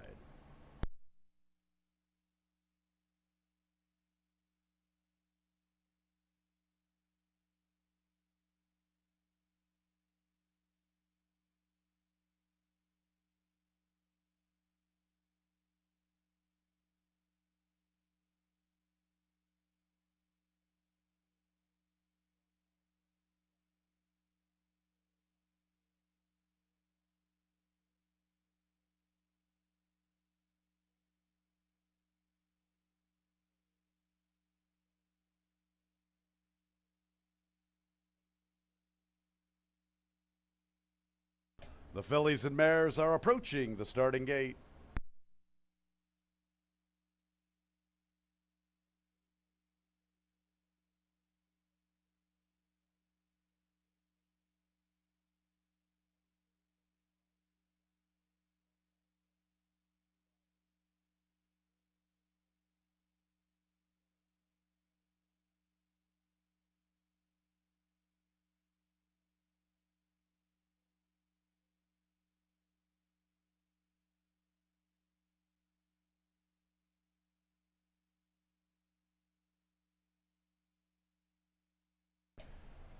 It's post time for the Wednesday night cap. Easy toll, 3-2. 6 boxed in and board at 2-1. 3 weather advisory, 4-1. 1 Betty Boom's the only one not covered for the pick 5. It's a lot to ask of Betty Boom, but if she could break through, $20,000 plus pick 5 carryover. Concerning the pick 6, 3, 6, 8, and 9 are the 4 gals that are covered. 3, 6, 8, and 9. Anybody else triggers a near $2,600 pick 6 carryover into the Monday card. Our $2,500 handicappers challenge this Monday, 1:15. About 5:30, 6 o'clock. You can get Monday's program, fingerlakesgaming.com. Click on the racing tab and scroll on down to free digital program. $2,500 handicappers challenge, free for all Player Extra members, our Lucky North Club members, for that handicapping contest. $1,000 to the winner. All right, here's Empress Pulpatine, couple to load, Subtle Giant, and Easy Toll.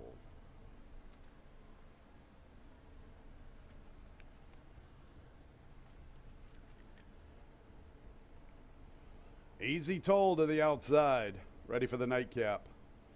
And there they go. Easy Toll amongst the leaders. Moulin Rouge wants to go. Empress Pulpatine, Strong Alpha. Indeed, there is pace on. Betty Boom is 5th. Weather Advisory. She's in the 6th spot. 4 or 5 off the lead. Subtle Giant joins her. Nearly 4 lengths boxed in and board, racing with Wine Trail. Strong Alpha's the speed of the speed. Moulin Rouge and Empress Pulpatine are chasing her. Easy Toll from the far outside. Betty Boom from the rail. After them, Subtle Giant with about 7 lengths to find. Weather Advisory, 8 lengths from the pace along the rail. Nearly 4 lengths back to Boxton and Board and Wine Trail. Strong Alpha, Empress Pulpatine tries to cut into the margin. Moulin Rouge still up close to the action. Easy Toll has work to do. Easy Toll's a little even paced. And Wine Trail's trying to close at a big price. They come back to, Strong Alpha comes back to her rivals. Here's Weather Advisory up the rail, Moulin Rouge, and Wine Trail's making a big run at a huge price. 46-1, Wine Trail up to the front. Weather Advisory 2nd, Easy Toll too little too late up for 3rd. And we need a photo for 4th, Moulin Rouge, boxed in and board, and Subtle Giant, Wine Trail in the nightcap.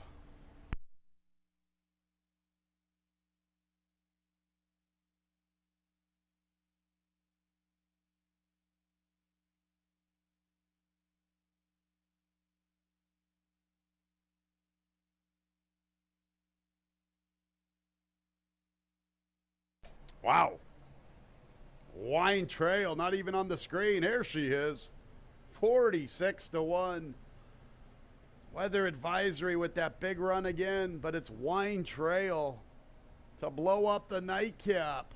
1:07 and 53/100ths the final time.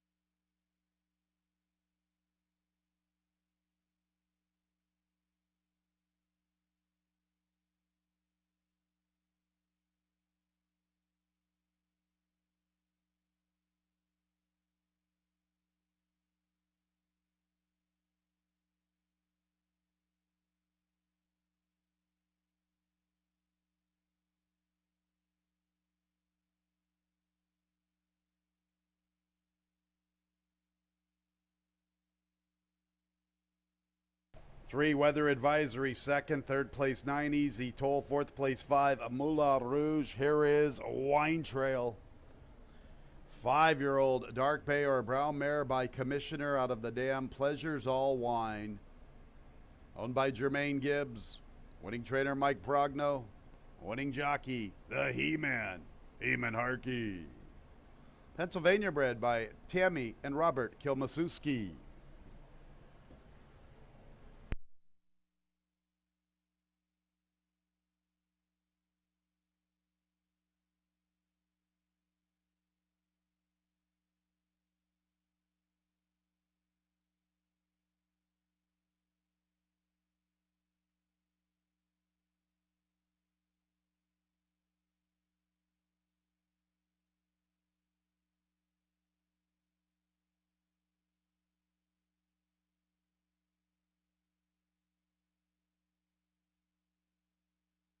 Nightcap is official, $94.50 winner. At 4-3, Waman Exacta, $637. The double, the late double, 5-4, $909. The trifecta, 439, $1,600 and a buck. 10-cent super, $1,925.50. The late pick 3, 554, $795.50. Look at the late pick 4. Look at the pick 5. Better than 5 G's for the late pick 4. 4 with 3, 5, 9, 11 with 5 with 4. $5,053.25. Wednesday pick 5, big balloons, $20,383. Nobody with 6, 5 out of 6, $57.75. 5 out of 6 in our pick 6, $57.75. And we got a one-day carryover into the Monday card, $2,599.79. A little shy of $2,600 for Monday's pick 6 carryover. That's it for the Wednesday card. That's it for another work week. Simulcast wagering Thursday, Friday, Saturday, and Sunday. Monday, 1:15, we have our $2,500 Handicappers Challenge. We got the Pick 6 carryover, free programs, fingerlakesgaming.com. Click on the racing tab, scroll on down to free digital program. Sure hope you had a great Wednesday. When leaving the track, please drive very carefully. This has been racing from Finger Lakes Gaming and Racetrack. Good night, everyone.